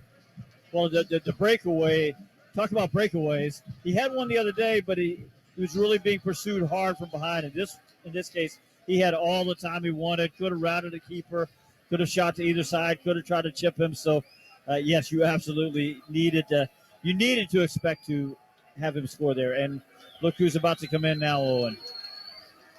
Look who it is, number 19, Paxton Pomykal, starting to jog back toward the technical area. Dallas will have about 15 minutes or so to get one of their more important midfielders back after he returned and then missed the next couple. He returned for one match and then got hurt again. There's a pressure forward from Ariola. Now it's 3-0 Dallas, and this is the result that they were missing and lacking against Charlotte, is getting those finishes. Of course, they did so without the advantage of an extra player on the field. Necaxa's first half red card definitely made a big impact. Leggett, very nice little flick of the ball to get it first time to Cerrillo. He'll switch it out to the left for Velasco. Necaxa has to be feeling the fatigue. They're going to make a couple of substitutions shortly. As, again, Ansa made a heavy run. Can he get there in time? The flag went up. He was just offside, didn't time it right. Yeah, but I really like the idea from Velasco. I like the run there. We don't see that sort of run that often from FC Dallas's wingers. Velasco picked it out. The timing was just a tiny bit off. Hydration break. Hydration break called, which means we won't have the substitute yet. Okay, so let's reset here. First half, Dallas gets the early goal and takes the lead, but they also benefit from the fact that the red card from Alan Montes and the 11th minute on a dogso foul from Bernard Camungo set them to a man ahead. And then it was 13 minutes later when Sebastian Leggett scored the goal, John, and that cemented the advantage by giving them the lead. Yeah, it was a critical moment for sure. We talked about how good Sebastian Leggett has been. That's a critical piece of it. So at that point, it's 1-0 FC Dallas, but there were some problems. A couple of yellow cards. Velasco for a foul on Mendez. Then Jesus picked up a yellow card. You saw the first substitution.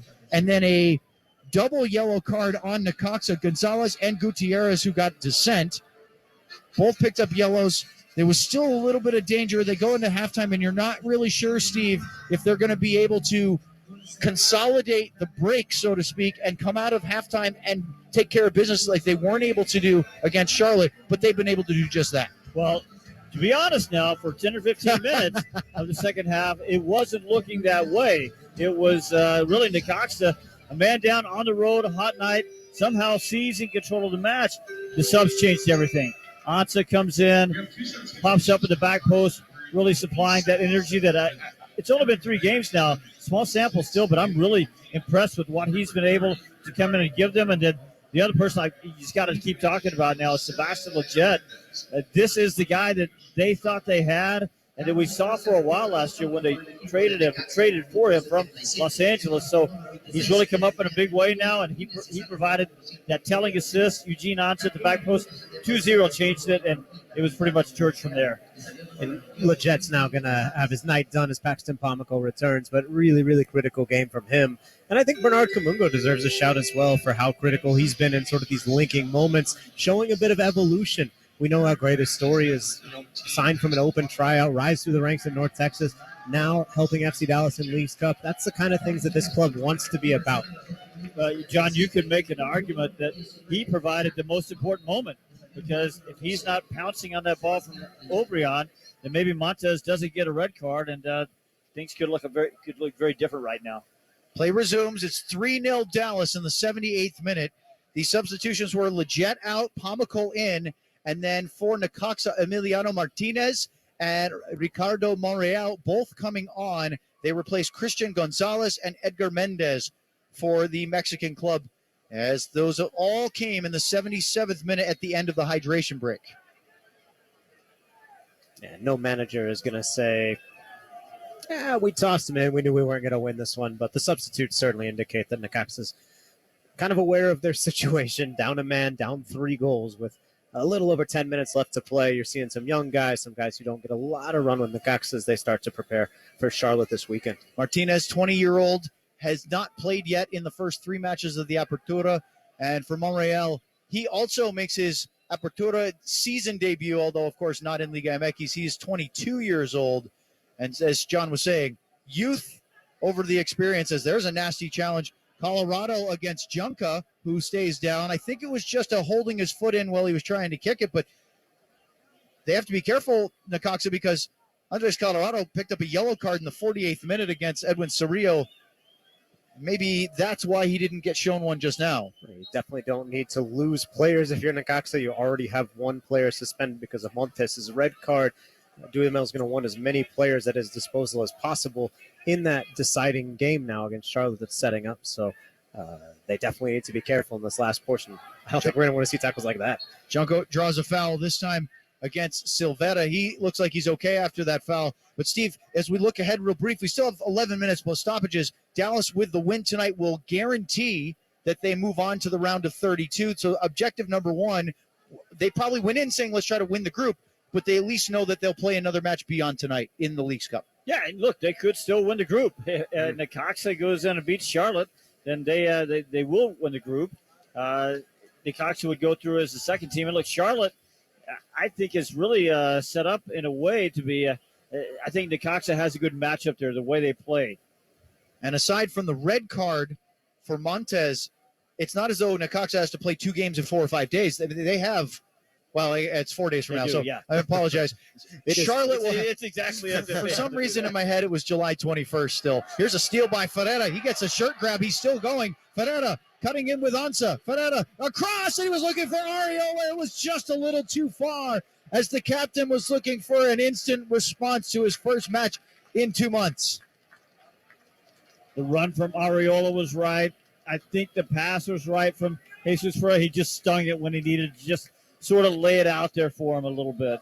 Yeah, he also had Ansa trailing, but I think he wanted to feed Paul Ariola there, knowing that the FC Dallas is up 3-0 and knowing that Paul could use a bit of a boost if the ball hits the back of the net there. 100%. Almost came off. Ansa's already got his goal. He wanted to get Ariola a goal. Have you visited the FC Dallas Club Room on MLS Season Pass? It has player profiles, an in-depth look at the FC Dallas franchise, and so much more. Visit apple.co/FC Dallas or simply click on the FC Dallas icon on MLS Season Pass. 81st minute, Sam Junka off the throw. Gets blocked, trying to fight for that back, loses it. Monreal, Colorado, little dummy, goes right to Ansa instead. They'll play it back to Pomykal. A mistake from young Cortez, a 19-year-old playing in midfield right now, even though he's listed as a striker. He tried to dummy one, but nobody was there. And Dallas gets the ball, and maybe being smart here up 3 just to get some possession rather than trying to go for the 4th one immediately. Now play it Cerrillo to the right side, Velasco. Junka into the middle. Cerrillo lost the ball there. Now good steal by Junka as he picks off the outlet pass. Cerrillo. Velasco turns, a little bit of space. Tried to find Ferreira. That pass was off the mark. Cleared, but only as far as Marco Farfan, whose heavy touch lost it. As Pomykal gets into a little duel trying to win the ball. Gets called for a foul here. It's a little bit touchy from Joe Dickerson, but not too many arguments as quickly Necaxa gets it back. Monreal. Good defense by Junka. Turns, looks, had it blocked. Ansa came to help. Ansa floating over to the near side on the right. It's interesting, 2 natural left-sided players migrating to the right of the FC Dallas formation at the moment. Nico told us the other day that not only does Ansa come in and provide energy, but he's very calm on the ball. And we saw it right there. Boy, I said it earlier. You've seen him do very little wrong in his short stint with the club. In a couple of different spots as well. And they need somebody with that kind of experience, composure. And there's a pass forward down the far right side. Tafari battling as the race goes on. Monreal shoulders the Dallas center back. Still battling. Monreal sliding challenge by Tafari. Got the ball, but he concedes a foul. And Necaxa will have a free kick, almost like an advanced corner kick here. Well, I think Nkosi Tafari fouled Monreal 4 or 5 times there. You just knew Dickerson, as soon as Monreal showed any indication that he wasn't going to be able to get away and retain the ball, he was going to blow the whistle, and he did.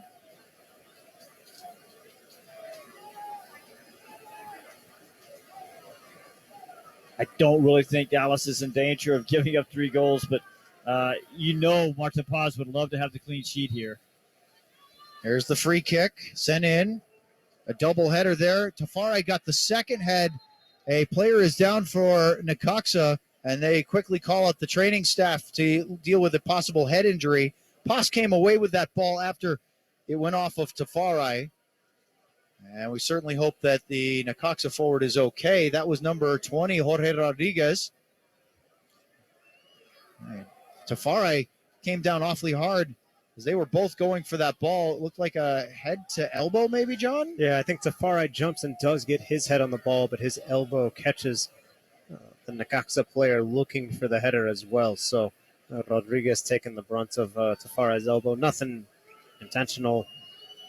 Nothing I think that would be construed as a foul, but there is contact. Well, we have a moment here as the player getting attention. Rodriguez is still down.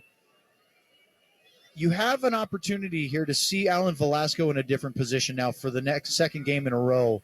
And more so than what he does in the midfield, although I'm not trying to negate that impact, but the ability to bring another attacking player in front of him, whether it be Obrian, Camungo, or Ariola, kind of gives them some options and be a little bit more of a lethal front line, doesn't it? That's a great point. And in fact, Nico Estevez told us last week that was one of the reasons he wanted to get Velasco into that different position. Basically said it was to get one more attacking player on the field. When they knew they would have the ball a lot against Charlotte, they knew tonight against Necaxa they would also have the ball a lot. And I know that they like him coming on as a sub so far in his early days with the club, but Eugene Ansa has to be giving himself at least some thoughts of, as he gets up to full fitness, also getting a chance to start, because he's been really, again, he's done very well so far. Well, remember the Giovanni Jesus rule. You know, Nico told us a while back that it's different to do it as a starter, because remember, we were all sort of raving about Jesus early, and he said, yeah, you know, it's great that he comes in and is immediately going forward and providing energy, but he said it's different as a starter, and we now see a lot of the warts on Jesus's game. Of course, the difference in age, it has to be pointed out. Ansa 28. It's a long ball from Junka. Ansa trying to get there. Did he keep it in? I don't believe he did, and the flag goes up, and it's a goal kick for Necaxa. Just maybe a length of the ball over the end line there. Yeah, but just look at the effort to get there in the first place. Who's your Michelob Ultra Man of the Match? Tweet us using the hashtag FCDMOTM, and we'll share the winner immediately following tonight's match. I think we may have possibly thrown out a leading candidate earlier, but we'll address that after the conclusion of tonight's match. 87th minute here with a throw-in right near the FCD technical area. And the conclusion of this one feels very different for Dallas in a couple of different ways than it did on Friday night when they were desperately trying to hang on against Charlotte in the dying minutes.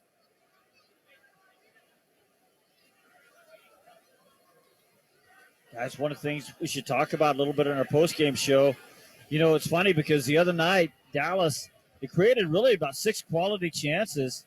Tonight, I think they've really only created maybe 3.5. You said a while ago, the Farfan overlapping run and where he banged it off the post. That was a chance, but I don't know if it was a really high-quality chance considering the angle of the shot. But considered, so 3 or 4 high-quality chances, they converted 3 of them. 2 in this half on 3. If you think about the efficiency, it was the Farfan shot in the 50th minute, then the goals, Ansa and Ferreira. So 2 really good finishes on only 3 opportunities in the half alone. That was very different from what they did against Charlotte. Yeah, life doesn't work this way, but you know they would like to be able to redistribute those goals a little bit. Take 1 from tonight, move it back, and then you have 6 points, and you're talking about first place. And well, we'll see. As Steve mentioned, they still have an opportunity. A win tonight with 3 points will give them 4, 2 points more than Charlotte, who has to host Necaxa. And technically, I think Necaxa will be the home team in that match, even though it's played at Bank of America Stadium in Charlotte. But they would have to win at least 2 points in order for them to finish top of the group over FC Dallas. And the benefit of FC Dallas wins the group is they guarantee hosting that second game, or the first knockout game, whereas that might be in risk if they finish second in the group. And on the left side comes Ariola.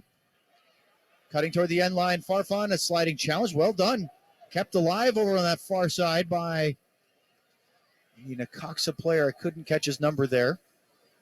Hey, but hat tip to Marco Farfan making the run all the way up the field. In the 89th minute, when you're up 3-0, it'd be easy just to say, I'll just hang back for this one. They continue to play forward, does Necaxa, down that right side.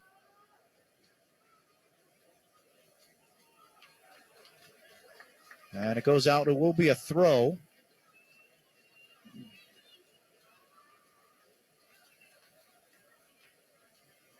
Looks like they're setting up for a long throw here. The interesting thing, the reason why John said that may be a road match in the round of 32, it depends on who their opponent is, because finishing second in the group, they play the top winner of another group. However, all the matches are played in the United States. So if it happens to be a Liga MX team, it would be here, wouldn't it? Yes. Ferreira running back the other way. Tried to slip it to Ansa. Looks like he was a step offside. Flag stays down for the moment. Pass into Ariola, and he puts it over, but it wouldn't have counted. The flag does finally go up on the delay, and it looked pretty apparent that Ansa had mistimed his run. Yeah, I was a little surprised the flag didn't go right up because he was definitely offside. So the player on the far side that I was trying to react to earlier at the nice defensive play was Emiliano Martinez, the 20-year-old right back who came on during that 77th minute hydration break. It's always an interesting moment to me, guys, when you know both teams would really prefer the referee just said, let's just give it 1 minute of stoppage time. But that's not the way it works. No. True time here, or at least closer to it, as Steve was predicating that. The board is about to go up from the fourth official, Marcos de Oliveira, another MLS referee. And it is indeed 4 minutes of stoppage time added on here. Martin Paz trying to preserve the clean sheet. I think the result is probably not in doubt, if that's safe to say this moment, although wild things could happen. Rodriguez serves it in. Good ball. Drops down, bounces over everybody. Dallas won't like that made it through, but it didn't touch anyone, and it's going to be a goal kick after all of that. I have to say, Steve, we were talking about the way that Dallas would deal with the crosses early, and Ibeagha and Martinez, for the most part, I thought have done very well tonight. Of course, Martinez is subbed off, but they dealt with it. Yeah, Colorado slipped in on that one ball in the 51st minute and 53rd minute. Yep. Martin Paz, huge save. When that would have been the leveler in the match. There was one other time in the first half with, I forget which forward it was that slipped in between them, but otherwise, yes, I agree. I think it was Mendez, yes, late in the half. Yep, that didn't put it down, got the header up and over, but still won the ball. That was a Christian Gonzalez cross, if I recall. That's a good point, Steve. I don't know if Martin Paz would be in the consideration for man of the match, but that save alone was that's the save that they seem to get from him on a regular basis. Well, 100%. It's in my notes that at some point that if the situation comes up, and it just did, just to mention that every time Dallas gets a result, a positive result, we seem to be talking about Martin Paz having a good match. Really, this entire year, he's given up one bad goal. That was against Vancouver back in mid-May. Otherwise, I think he's just been outstanding all year. Necaxa playing with a little bit more of the possession. Dallas is sat back here with a 3-goal lead, as you might expect. And then there was a nasty coming together behind the play. I only saw the end result of it. We'll see if they show a replay, but it ends up with Paul Arriola down and a yellow card. I believe that's Jorge Rodriguez, the left back. Yeah, it is. He gets a yellow, and the training staff has been waved onto the field for FC Dallas here in the 93rd minute. Yeah, it looks like it might have hit Paul's neck. I don't know exactly if it's a stray elbow. He grabbed him around the neck is what he did. Because Paul Arriola was trying to break away.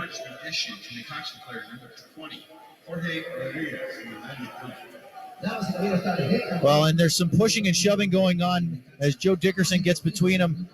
Ibeagha, Ferreira having words, because you can tell Dallas is standing up for their captain. Yeah. Actually give a lot of credit for Fabricio Formiliano. He came in and just kind of pushed all of his guys back a couple of yards, because I don't think they want anything further from this. If you're Necaxa, you have this game Saturday, you have the chance of going on. You're already missing a player because of suspension. You've got guys on yellow cards. From FC Dallas's perspective, they want to make sure Paul Arriola is okay. They want to make sure that that they defend the honor of their captain. But even then, I saw Nkosi Tafari stand over Paul Arriola and kind of just shoo the Necaxa players away, like, oh, you don't want to be here. Get out of here.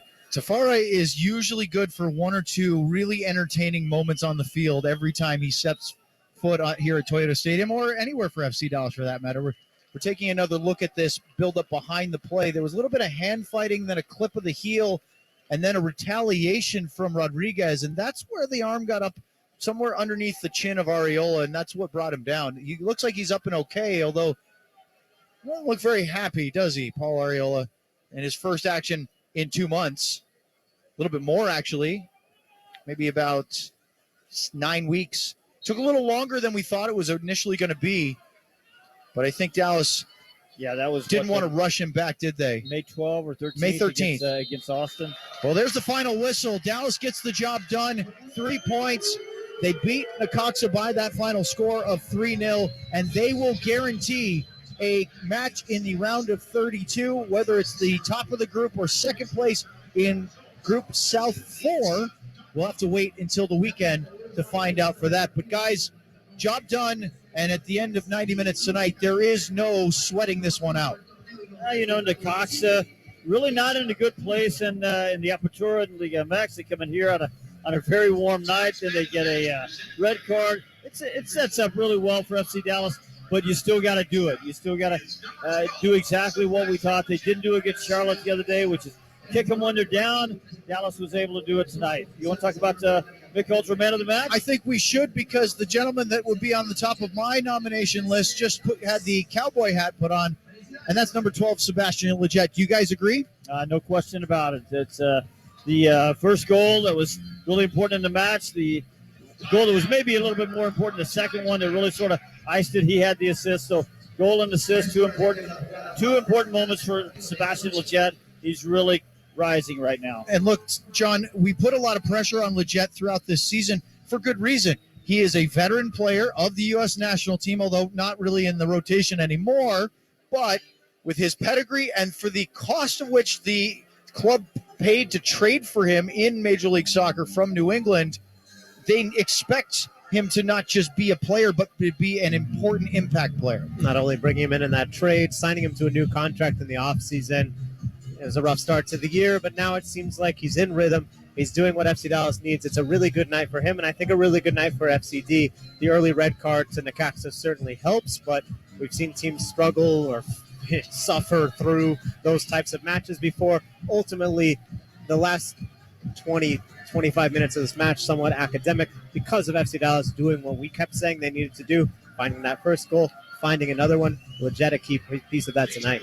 I always love watching the interactions between the teams at the end of the match. Some very sportsmanlike, some frustration, sometimes bleed over a little bit. Sometimes it's saying hello to a countrymate or somebody from a neighboring state. In this case, Formiliano and Facundo Quiñón, Argentina and Uruguay talking. Great conversation with Nico Esteves going with Edgar Mendez. Maybe perhaps recruiting, or is there a past history there? No, Paella, baby. They're two Spaniards talking, chopping it up. Yeah, he is from Arafo, Spain. Edgar Mendez, 33-year-old, probably not coming in to FC Dallas before the window's over. But nonetheless, a big win tonight, 3-0 over Necaxa, and a little bit of revenge from 1998 as Dallas equals the all-time history. Of course, the first time they were the Dallas Burn at the Cotton Bowl. All right, that's enough for us for now. Post-game show coming up next. Don't go anywhere. Sam Hale and the three of us will be back to break it all down next right here on the FC Dallas Radio Network.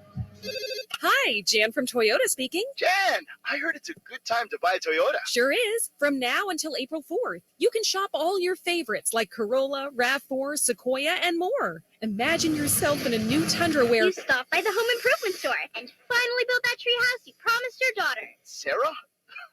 When did you hop on the call? Hi, Dad. Mom said you were taking too long on the phone. Toyota. Let's go places. See your participating Toyota dealer for details. Dealer inventory may vary. UT Southwestern is building a future without cancer. It begins with a discovery that becomes a breakthrough, that inspires the new treatment, that transforms the care, that changes your story for good. The only NCI-designated comprehensive cancer center in North Texas, UT Southwestern Simmons Cancer Center. Hey, I'm Jackie, and a little thing I love about the Chick-fil-A chicken biscuit is the chicken. It is golden brown, so juicy, so delicious. It's the perfect savory start to my day. Hey, I'm Matt, and the little thing I love about the Chick-fil-A chicken biscuit is the freshly baked, flaky, buttery biscuit. When I take a bite, it's kind of like, crispy, soft, crispy. Crispy outside, soft interior, crispy chicken. There's really nothing like it. Start your day with the Chick-fil-A chicken biscuit, available on the Chick-fil-A app. Real Chick-fil-A guests paid for their testimonials.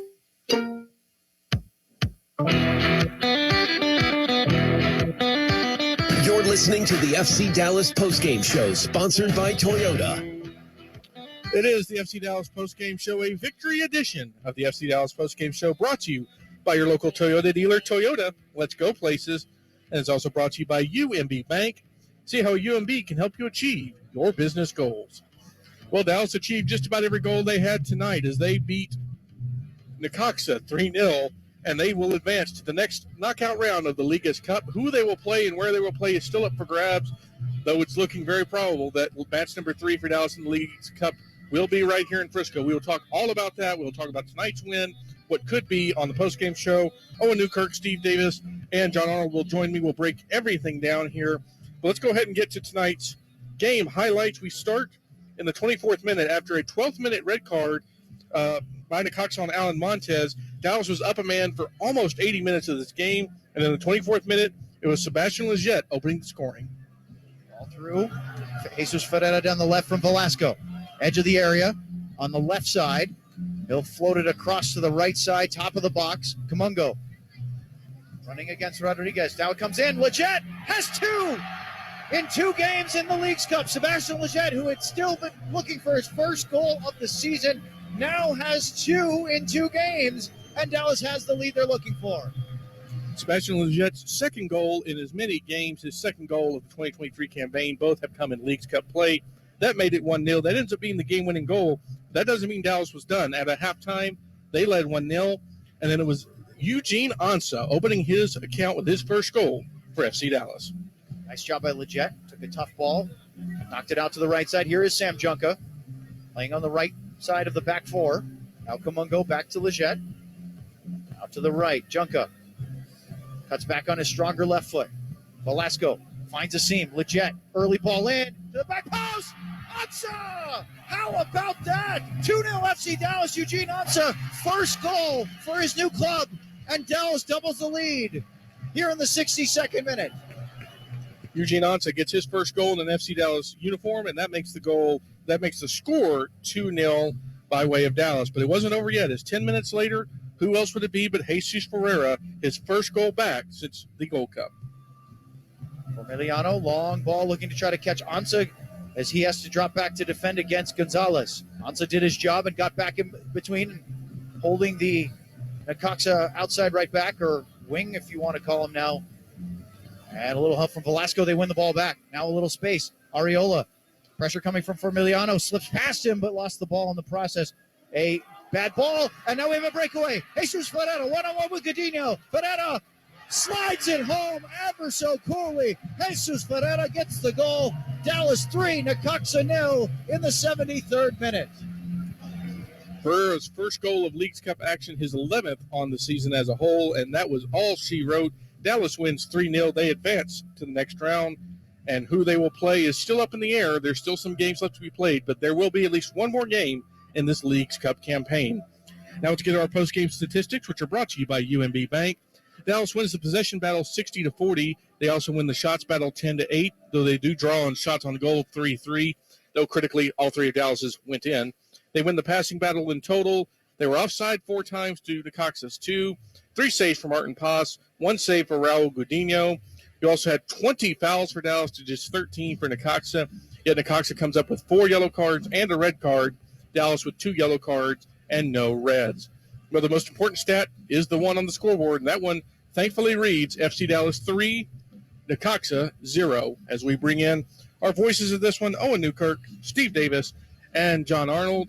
And this is just about what the doctor ordered tonight. You're coming off a game where you score 2 against Charlotte, but you allow them back in the game. You lose on PKs. You have to win to advance, and you probably could use some goals. So they score 3. They shut out Necaxa. They move on to the next round. This is about as good as it gets for Dallas when it comes to results. The guy that had a lot to do with it, we just talked about Sebastian Leggett being our Mick Ultra man of the match. We talked to Nico Estevez. Owen asked Nico yesterday. He said, we always talk about Leggett and that he's tidy on the ball. He's doing a lot of things in midfield, but what can you do to produce a little bit more bottom line from him? And, Nico said, we just have to keep reminding Leggett that he can do this. He said we saw him do it with the national team. Nico was on the national team staff Sebastian Lletget was scoring regularly. He said we saw him do it in L.A. We saw him do it here last year. We just have to keep reminding him, giving him the confidence to keep going out there and getting into positions. Tonight, we saw him get into those positions, and he's just growing and growing, guys, because now last 3 games, 2 goals, 2 assists, going back to that important goal he had, assist he had in Seattle. Yeah, I just see a guy that keeps growing. I think critically, Steve, the fact that someone else, anyone else, is stepping up and taking the mantle after we saw for so many months of the season Jesus Ferreira shouldering the load and us saying, well, maybe he is good enough to do that all on his own. Any great player needs help. Look, even Lionel Messi arriving in Major League Soccer, he doesn't have the start he has without Sergio Busquets, without some other players around him. So the fact that other players are emerging, starting to show the form that I think everyone expected in Lletget's case, maybe you're surprised in the case of Bernard Kamungo, even Alan Velasco giving another dimension maybe to the team, and now getting some of these guys back from injury. You look at a competition like Leagues Cup, it's a disappointing start. Tonight's the kind of game you need to get you back on the right track and maybe dreaming a little bit, because as we'll get into, the crosses don't look too ugly. You go back and look at the situation. It was so frustrating to give away the game on Friday night against Charlotte because, again, I don't think Dallas was fantastic, but they looked like they were better than Charlotte and could have easily, with some better finishing, pulled away from that team. Because let's face it, Charlotte's not one of the top teams in the Eastern Conference of Major League Soccer, but that take nothing away from them. They kept coming and kept trying. Good on them. But if in some sense, it's almost in a weird way, if you had to take the 2 results and flip-flop them, saying you would beat Charlotte and then lose in a penalty shootout to Necaxa, you'd kind of take it this way because it feels like they have at least some positive mode going into their knockout game as opposed to the other way around, if you want to look at it from that strange perspective. And to kind of, talk about Lletget as well, and Garrett mentioned this on the pregame show, and it was important. This is probably his best run of form, and it's also probably the most extended time he's been healthy because he picked up an injury when they were in Spain. He really didn't always get better from that. He had some personal situations earlier in the year that probably were distracting, and then he got injured again right in the middle of the season. So we're finally seeing him at full strength, and we're probably seeing him at full mental clarity and physical health, and this is what Dallas paid for. This is exactly what you're looking for, and, better late than never, because we were sitting here having conversations when he first came back, and even at the start of the season, Lletget doesn't really look right. There's something missing. But these last 2 performances, he has looked like even 3 performances, you can say, Seattle and these 2 League Cups games have been what you're looking for from Sebastian Lletget, and even then some. Well, they needed it because early on I think Steve made a point, maybe it was at halftime, where he said, hey, yeah, they had the red card, but they didn't look that good in the first 20, 25 minutes until it was 24th minute goal from Lletget. They needed that very, very composed finish on a pass by Kamungo because I was sitting there for about, 10, 12 minutes bemoaning the fact that they weren't playing sharp enough. They weren't playing fast enough. Their passes weren't crisp, and it didn't look like they really understood that if they put the pedal down, that Necaxa was there for the taking. It was almost like, we have a man up. Let's just sort of float our way through the game. What Steve talks about with Alan Velasco and other young players is understanding the pace needed, understanding the moment that the game is in. How do we change the tempo? When do we slow it down? When do we speed it up? And that's the kind of thing that Lletget can provide with his experience and can kind of transmit to other players on the field. So certainly comes big in the right places tonight.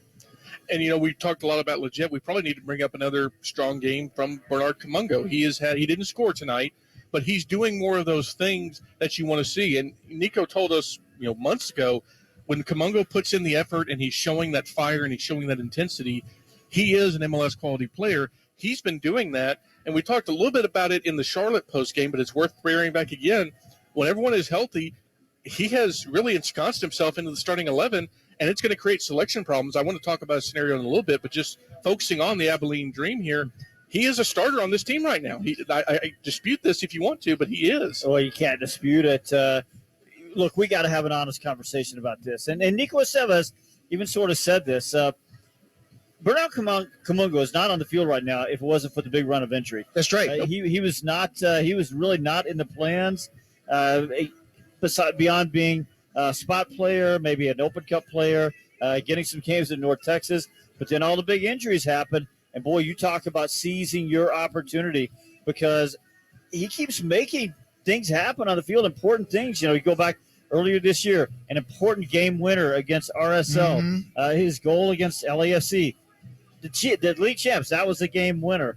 Goal against Seattle, that was an equalizer. The other night, he hits the opener in the Leagues Cup match against Charlotte. Tonight, he gets the assist on Sebastian Leget's first goal. He also pounces on the through ball from Obrian, gets the red card, he doesn't get the red card. He draws. Yeah, thank you, boys, for the my teamwork, baby. My Teamwork. brain fart there. So the point is, as I'm making, he's making big moments happen. He's making things happen on the field. It's all about his industry.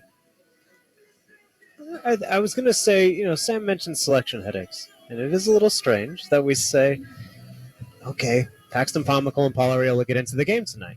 In theory, they're at full strength. They're in the starting lineup. They're almost no-brainer starters.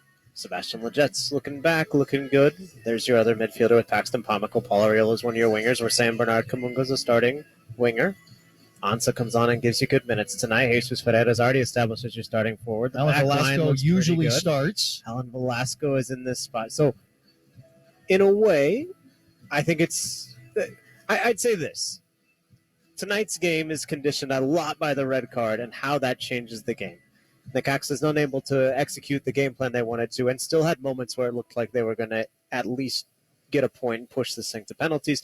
FC Dallas does exactly what they need to do, execute the plan well, and are able to get a 3-0 result that have us thinking, man, this team's actually looking pretty good. I think I'm not trying to be Debbie Downer, but I am trying to be, let's just tap the brakes a little bit, because I want to see this happen sustained. I think we saw FC Dallas have a bit of a stop-start open to the season, where we saw some of these good moments and we saw some of these frustrating moments, and League Cup maybe is an opportunity for FCD to get a great run and say, man, we could get in the top 3 and get a CCC bid, as it's now known. Or maybe it's just a tournament where the experience serves. There's a couple extra games and you don't get eliminated and have 3 weeks of training only. Whatever it ends up being in context, I do think that, look, the better you can do in this tournament, the better it is for you. So you look at the lineup. Headache, I think, is the wrong word, and not to go after Sam on this one, but it's the thing that your manager wants. He wants to manage the team. Yeah. Nico Esteves has been trying to manage the team with Band-Aids, gauze, and duct tape for the last 2 months, and so to have the opportunity to actually manage who gets minutes, who earns it in training. He made the point before the Charlotte match. He said, this is the first time that we've actually had a decent amount of quality in our second team for a while. So push our first team in training. I think that raises the quality of our training and makes everybody better. Now, it's going to take some time to sustain that, to make everybody really raise to another level, not just 1 week of training, but they're on their way to maybe not as great as the scoreline suggests tonight, but not as bad as the last couple of months would show. Well, guys, I'm going to catch Sam's back a little bit here because what did I say the other day? What I said, let's start this conversation that maybe Alan Velasco is not an automatic starter. Correct. And you did say that, and I think this is what we're getting to now. Today, I think in the midfield he did some good things, but that's in a different position. So, are you going to put him back on the wing? Where ultimately, I'm sorry, guys, he has not been that productive. So I think it's a good conversation to have. I think I wouldn't say it's a lineup headache either. I would say he's got good options now. But in the big picture, we know Nico Esteves puts a lot of value in what happens on the training ground, right? So now he's going to have a guy like Alan Velasco understanding, I've got to go out and earn my spot now. I'm not just going to start. I've got to go earn it. And I think that's a pretty good place to be for a young player. Well, and we had talked about, when Steve brought that up, John wasn't here for that broadcast, but John, the comment was part of the reason why Alan Velasco maybe didn't come off the bench for a game, just to say, hey, this isn't an indictment of your play, but we're going to put you on the bench to start and let you come into the game fresh and see what you can do then, is they just simply didn't have the other alternative options, healthy bodies to do that. If Arriola gets up to pace, you have Ansa, you have Obrian, you have Kamungo. Now they do have, if they want, have the option of putting Velasco on the bench if they need to, or, as Steve said, drive him in determination and training to say, no, that's my spot, and you guys will have to come off the bench. Yeah, every manager in the world talks about competition for spots. Most of that happens on the training pitch. Some of it happens in the game, and the more options a manager has, the more tools that he has to push a player, the better. So, I think the wing depth is starting to look like actual depth instead of we got to stick these guys out here because who else are we going to put on the field? Now, the X factor here, by the way, is Eugene Ansa, because he's looking pretty good, but I don't really think, not in a permanent way, is Javier Obreon going to take Velasco off the field. If Arriola comes back on, I think he comes in for Obreon and not for Velasco. And then I don't think Obreon is a real challenger for Velasco's spot. What about Kamungo? But Kamungo is, and then Ansa is. So that's where the pressure is going to come and if from. not as a starter, at least to give them quality attacking options off the bench, which is something that as early as the Seattle game, you and I were talking about. Boy, look at all the heavyweight guns they have on their bench, Seattle, going into that game. And now Dallas is finally starting to look like at least they have some, no disrespect to some of the other players that were still there, but guys with some skins on the wall on their bench. We're talking about attacking depth. One thing we're talking around is we're not mentioning the number 9 position where it's Jesus Ferreira, baby. I mean, it's no question, right? There's no question about who's going to start, but sometimes you'd like to freshen, as we're mentioning, give an option, have other players pushing even Jesus Ferreira in training. I'm not sure that that's the case right now for us. I don't think they have anybody pushing Ferreira in training for that spot. But if they needed to manage his minutes at all, I think that what we've seen from Ansa so far, he could be an option. They've played Kamungo in the middle. They did play Obreon a bit as that. I didn't really like him in that position as much. We have seen Jesus Jimenez in training, although they said he's not ready yet. Again, more cards in the deck, a better chance to make a good play. So this is an unconventional strategy, I will admit. And this is not some of my more wilder ideas like Nkosi Tafari striker. But what's the position we even go. No, it's not that wild. So what did we talk about in the last couple of post-game shows when we were talking about the transfer window? Improving the 6th position. That's something that Dallas, we still think needs to do. It would be, maybe we wouldn't put them as an MLS Cup contender, but it's a position that we would like to see maybe a little bit more quality and a little bit more competition at. That seems fair. Well, if you're Dallas right now, obviously Sebastian Lletget is in fuego. He's not, you can't take him out because he's just so good. And Paxton Pomykal, when he gets healthy, is going to go right back into the lineup as he should because he did nothing to lose that job. Velasco is the flex point here because you assume that Arriola is going to come back in and take his left wing spot. Is the option maybe instead of saying where do we fit Velasco on the wing or in the midfield replacing somebody, what if you almost, and I'm going to co-opt the term here, invert the triangle instead of going a 6 and 2-8, use an 2-8 and a 10, and you put Velasco into that midfield position. I'm not saying this is going to happen anytime soon. This is me just kind of brainstorming out loud because it does get that additional attacking player. Pomykal can kind of play more of that defensive 8 role while Lletget plays that more attacking role. So the downside there, Lletget would have to probably play a little bit deeper and move away from the goal. That is a downside, unless you were going to play like a flat 3 as opposed to like a triangle. Sam, are you really telling me you want to play without a defensive midfielder? I'm not sure. Do I want to? No, not necessarily. I'm just kind of thinking of, I'm trying to find solutions to a problem. I'm not saying this is a good solution. It almost sounds to me like you've got a solution that's looking for a problem here. I might, and that's the thing. These are good problems to have. Let me tempt this. Let me stomp on this real quick. Yeah, go for it. Nico Estevez has told us he wants to get back to the identity. It's a 4-3-3. 4-3-3 demands a single pivot holding midfielder. If you want to introduce the conversation that maybe they can go get a better, find a better alternative in there, find somebody that can do a little bit more than Quignon and or Cirillo can do. That's a conversation to have. But yeah, no, Sam, I'm afraid that playing without a real an actual proper defensive midfielder, we would be drug testing Nico Estevez. I mean, I wouldn't. I don't want to see that. But, and maybe this is the other answer. You've got so much depth now. Do you try to go from that depth and talk to another team and say, hey, we've got this or that? And I don't know what that would look like to go get something to patch something else. Do you take from your surplus and try to fix in your little bit of a bare minimum? I don't have the answer. I'm glad I don't have to answer this because my answers are largely terrible. So. Well, let's go with the surplus thing first. They've barely been healthy for a week, so I don't think you start rolling around in surplus spending just yet. Let's make sure we don't run a deficit immediately. Well, I don't want to. Well, I would say I think the key thing is, as Steve mentioned earlier, get back to the identity, get some stability within the team, and then you can see where you're at. But it's like it's payday and you're not going to spend it all in 30 minutes and then not have anything for groceries the rest of the month. It's interesting as well because if it's payday and you don't want to spend it all, a Leagues Cup in a way I think could be a bonus. If FC Dallas makes a nice run, not only do they get a nice boost from a lot of home games, some interesting Mexican teams rolling in, some familiar or non-familiar MLS rivals, but also you get the chance to sort of have something to point to hang your hat on. That didn't happen in Open Cup because FC Dallas got eliminated so early.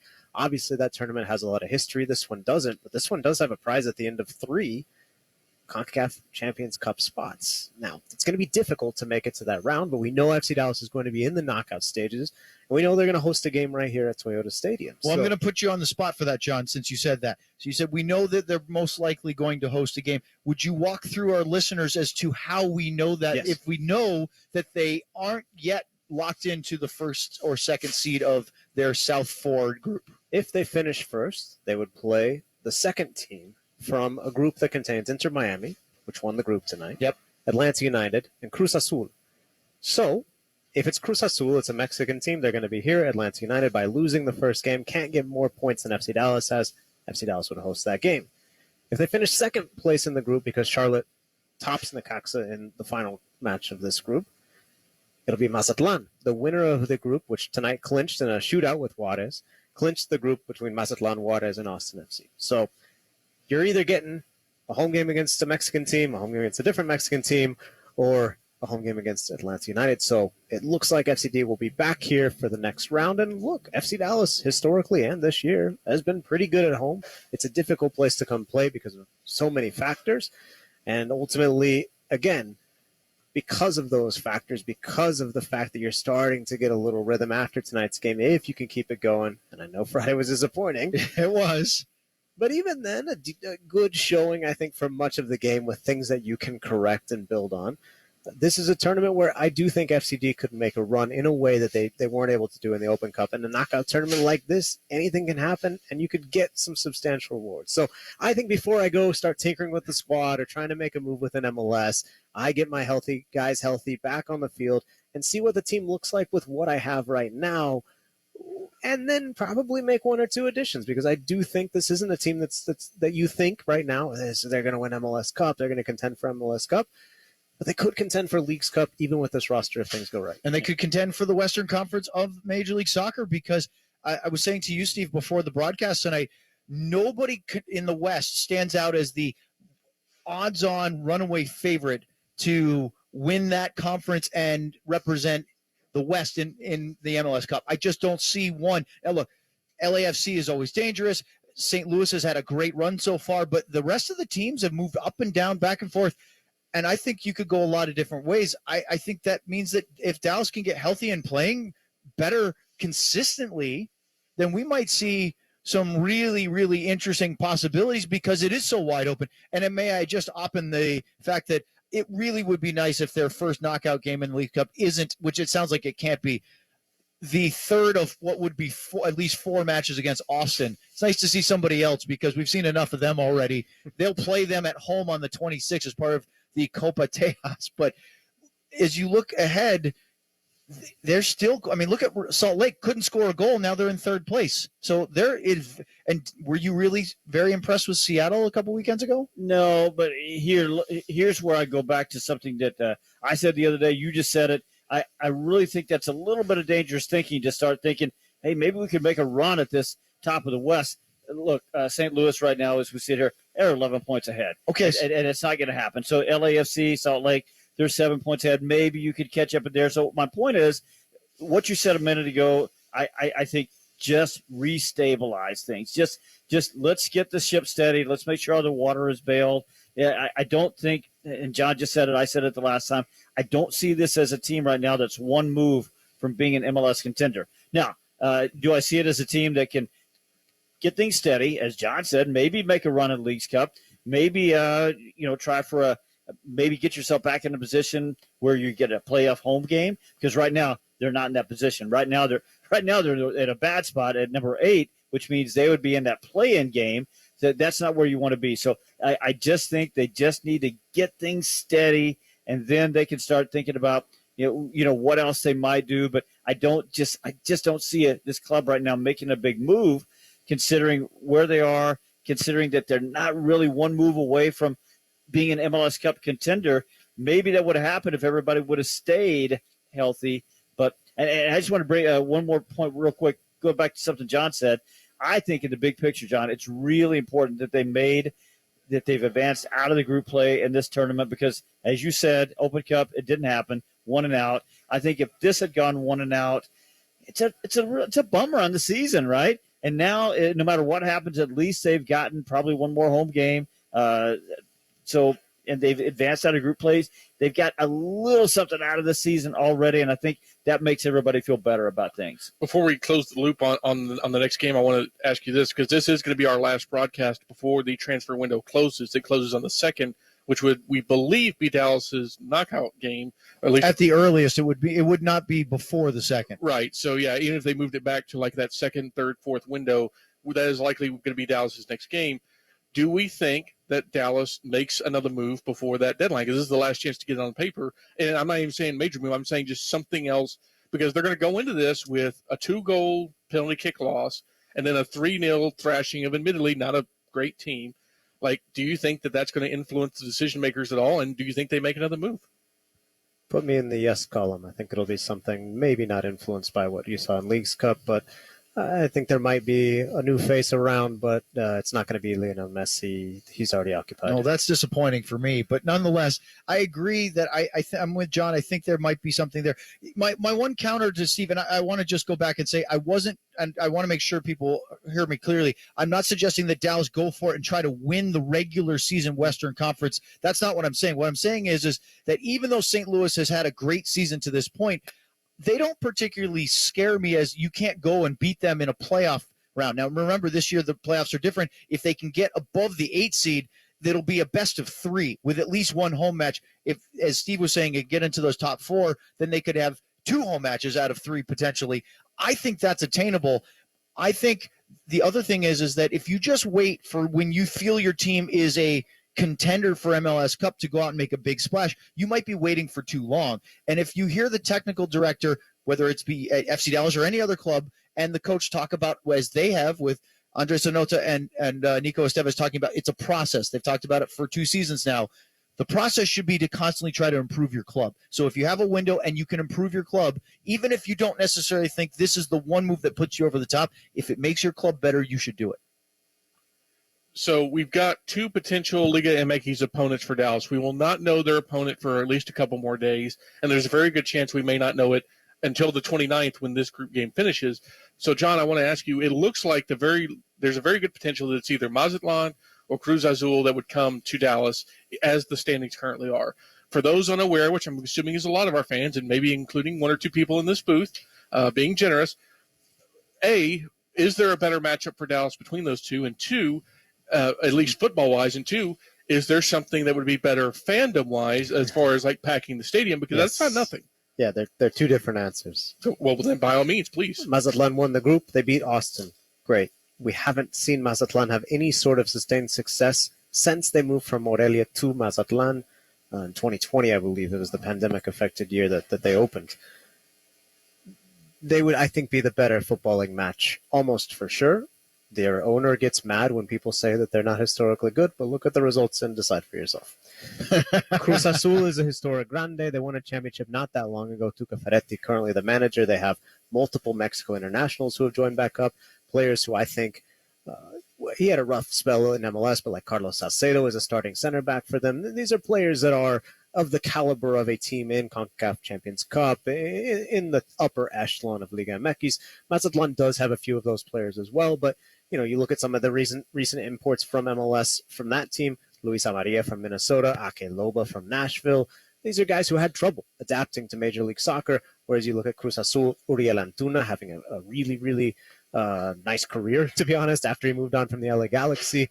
Roberto, he's gone. Carlos Salcedo, and just some other really top teams. So Cruz Azul, being a grande, being a popular club in Mexico, would, I think, fill the stadium.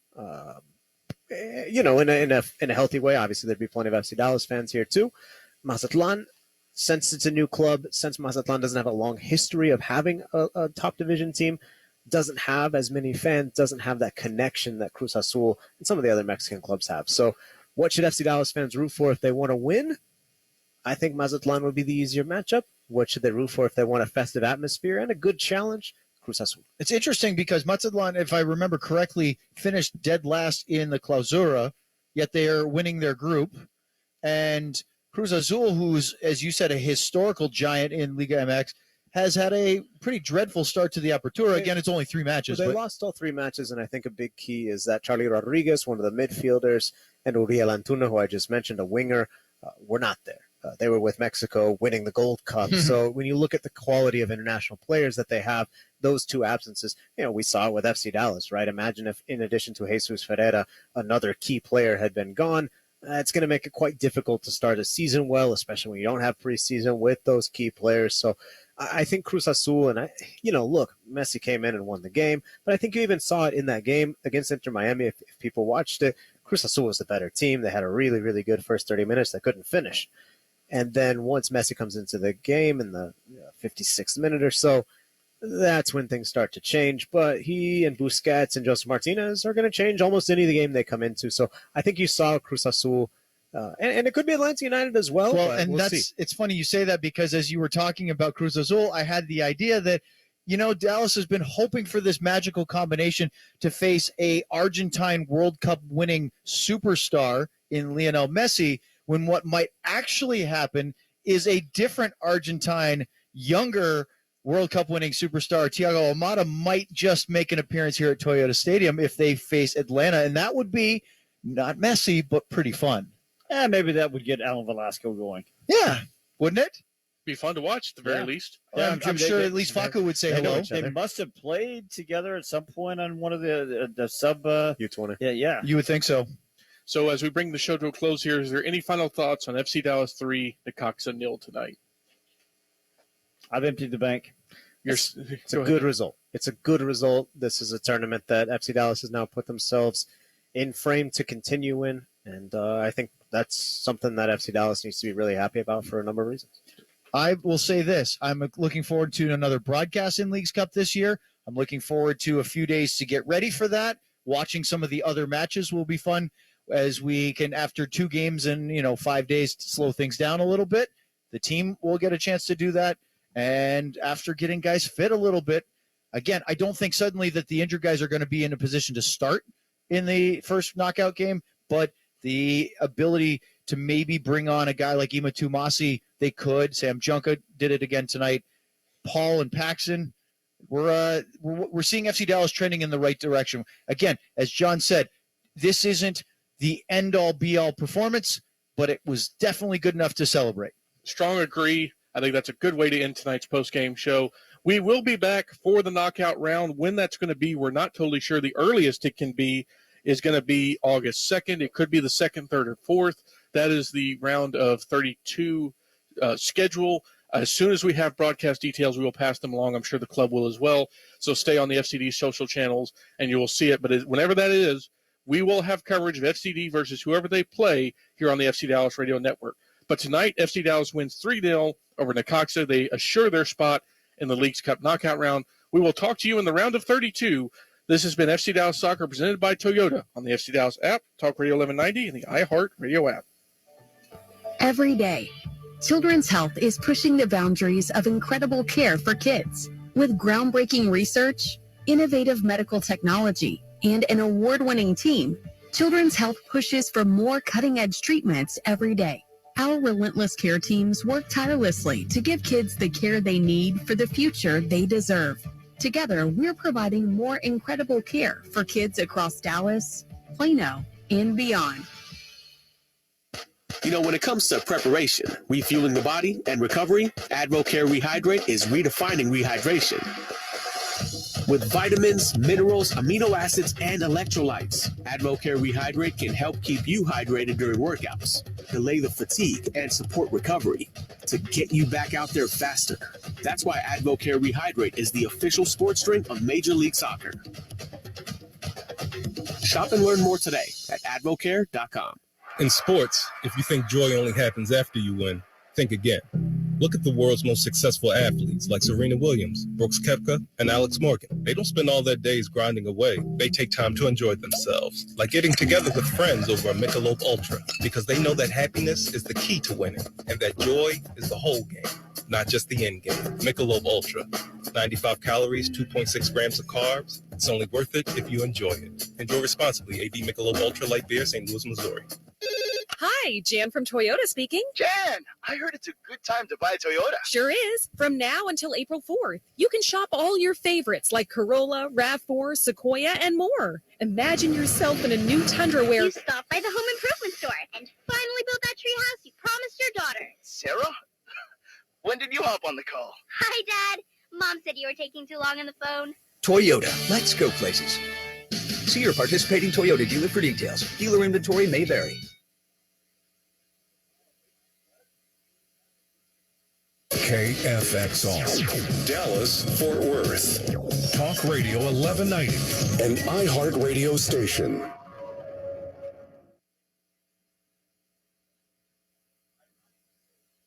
Get your day started with America's First News on. Visit healthfinder.fl.gov, your source for healthcare transparency. Compare drug prices, hospital safety records, and medical service costs. Choose wisely, live healthy with healthfinder.fl.gov. Hi, it's Buck Sexton here. Stop gambling with your retirement funds and contact Anthony Perry of the Perry Financial Group. He'll show you how to safeguard your retirement funds with a fixed annuity that will earn you a bonus of 10% and 7% every year to build up your lifetime income base. Fixed annuities are deposits that are insured by highly rated insurance companies, and the offered rate is higher than a CD. Anthony Perry is a CPA and nationally recognized financial expert with impeccable credentials. He's been practicing in South Florida for over 2 decades, a military veteran, and a great guy. So call the folks at Perry Financial Group now at 888-755-8887. That's 888-755-8887. That's 888-755-8887. Or online at perryfinancial.com. That's Perry, P-E-R-R-I, financial.com. Listen to Perry's show Saturdays at 1 o'clock on 610 WIOD. Men, summer is here. It's a time to vacation, get outside, and enjoy life with the one you love. But if you have erectile dysfunction, you know how it makes you feel. Embarrassed, frustrated, even angry. And that can make summertime a lot less fun. This is Jeff for the Atlantic Men's Clinic. And if you have ED, I want to encourage you today to get treated. Stop dealing with the lack of confidence and low self-esteem that ED brings and start being intimate again without the fear you can't perform. At the Atlantic Men's Clinic, we're experts in treating ED. We've successfully treated thousands of men, and our protocols have success rates with well over 90%. And we have many treatment options and treatment combinations for greater efficacy. You could even last up to an hour or more and make sex great again, both for you and your partner. So call us first. Your initial appointment includes blood work, a medical consult, and if medically advised, a test dose. Call 877-455-7300 or go to AtlanticMen'sClinic.com. That's AtlanticMen'sClinic.com. We have 6 clinics across South Florida to serve you. Atlantic Men's Clinic, a Promenic restorative health practice.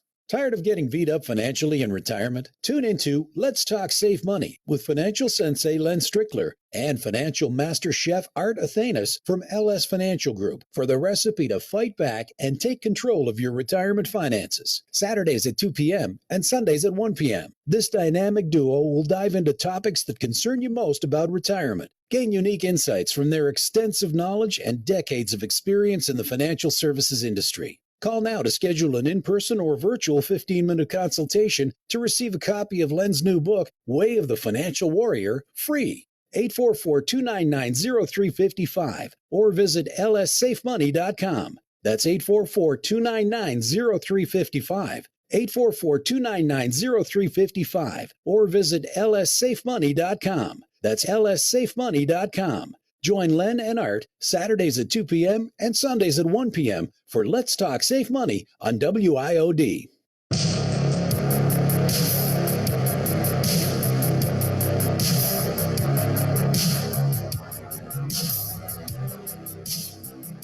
You're listening to Perilous World Radio.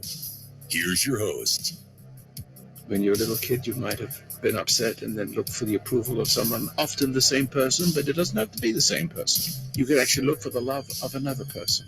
to embrace you. And that person with the same spirit as the one that violated you and broke you rises to the occasion to nurture that spirit in you so that he inures to that person. He inures to himself or herself control over your life. Yeah, there it is. You see, I'm going to go back to this survey. 74% say they believe in God. Okay, so here's the inconvenient belief. You know, Al Gore had his ridiculous, stupid movie with a hockey stick. The inconvenient whatever. But the inconvenient belief is, so you say you believe in God, what are you going to do about it? Think about what I'm saying. Yeah, you say you believe in God, what are you doing? Oh, well, you know, it requires too much of my time to do anything about it. What do you mean? Do you go out and protest? Do you stand against certain things? Do you stop buying certain products because they're anti-God? Do you tell your friends, hey, man, you know what? I can't be your friend anymore because we have absolutely, totally different values. See, it's an inconvenient belief to believe in God. I think that's why a lot of people just don't. Because what it requires of you is some degree of sacrifice. You know, and it's easy. It's easy to say I believe in God. In a way, it kind of reminds me of like Facebook. That you tell people what you want them to believe. Well, who's going to say they don't believe in God? Only people that are actually pretty angry at God. I don't believe in God. What has God ever done for me? Where's my nice car? Where's my nice home? Where's my happy life? What has God ever done for me is what people would say. It's easy to say, oh, I believe in God. The question is, what are you doing about it? And that's why I'm asking, when is the revolution going to happen? When is the heavenly revolution going to happen to take back this country that was founded by godly men? When is that revolution going to happen? It's not a violent revolution by any means. It's a spiritual revolution. It's a God revolution. And we say we want God. And Samuel warned about people, the Jewish people wanting a king. Well, you got a king. Now he's subjugated you. The sickening human mass of quivering flesh that we call a president. He has subjugated you, but there are puppet handlers. See, he's just the puppet there, the puppet masters that are pulling his strings. He can barely walk across a stage, this guy. He is the perfect facade. But when you see him, you know, the agent shows up in him when he gets angry. His face changes. You ever see that in people? When I was in Walmart, I turned around. This woman thought I was going to support her. And as soon as I told her, I thought, she's the one that's negative. The face changed. And the girl standing next to her just stared at the floor. What are you going to do about it, folks? That's the challenge. It's an inconvenient belief. You can't just say it. It's just saying it means nothing. Oh, it means a little bit. So you tell people you believe in God. Well, what are you going to do about it? What have you done for God lately? You know, it reminds me of the story of Crystal McVeigh. Crystal McVeigh was molested as a child. She grew up believing that God did not love her because, in fact, she believed that God had abandoned her to her horrid, wicked father. Well, when she's 30 years old, she has a medical event and she has a near-death experience. And so she shows up in the heavenly realms, and there it is. She's standing before this light.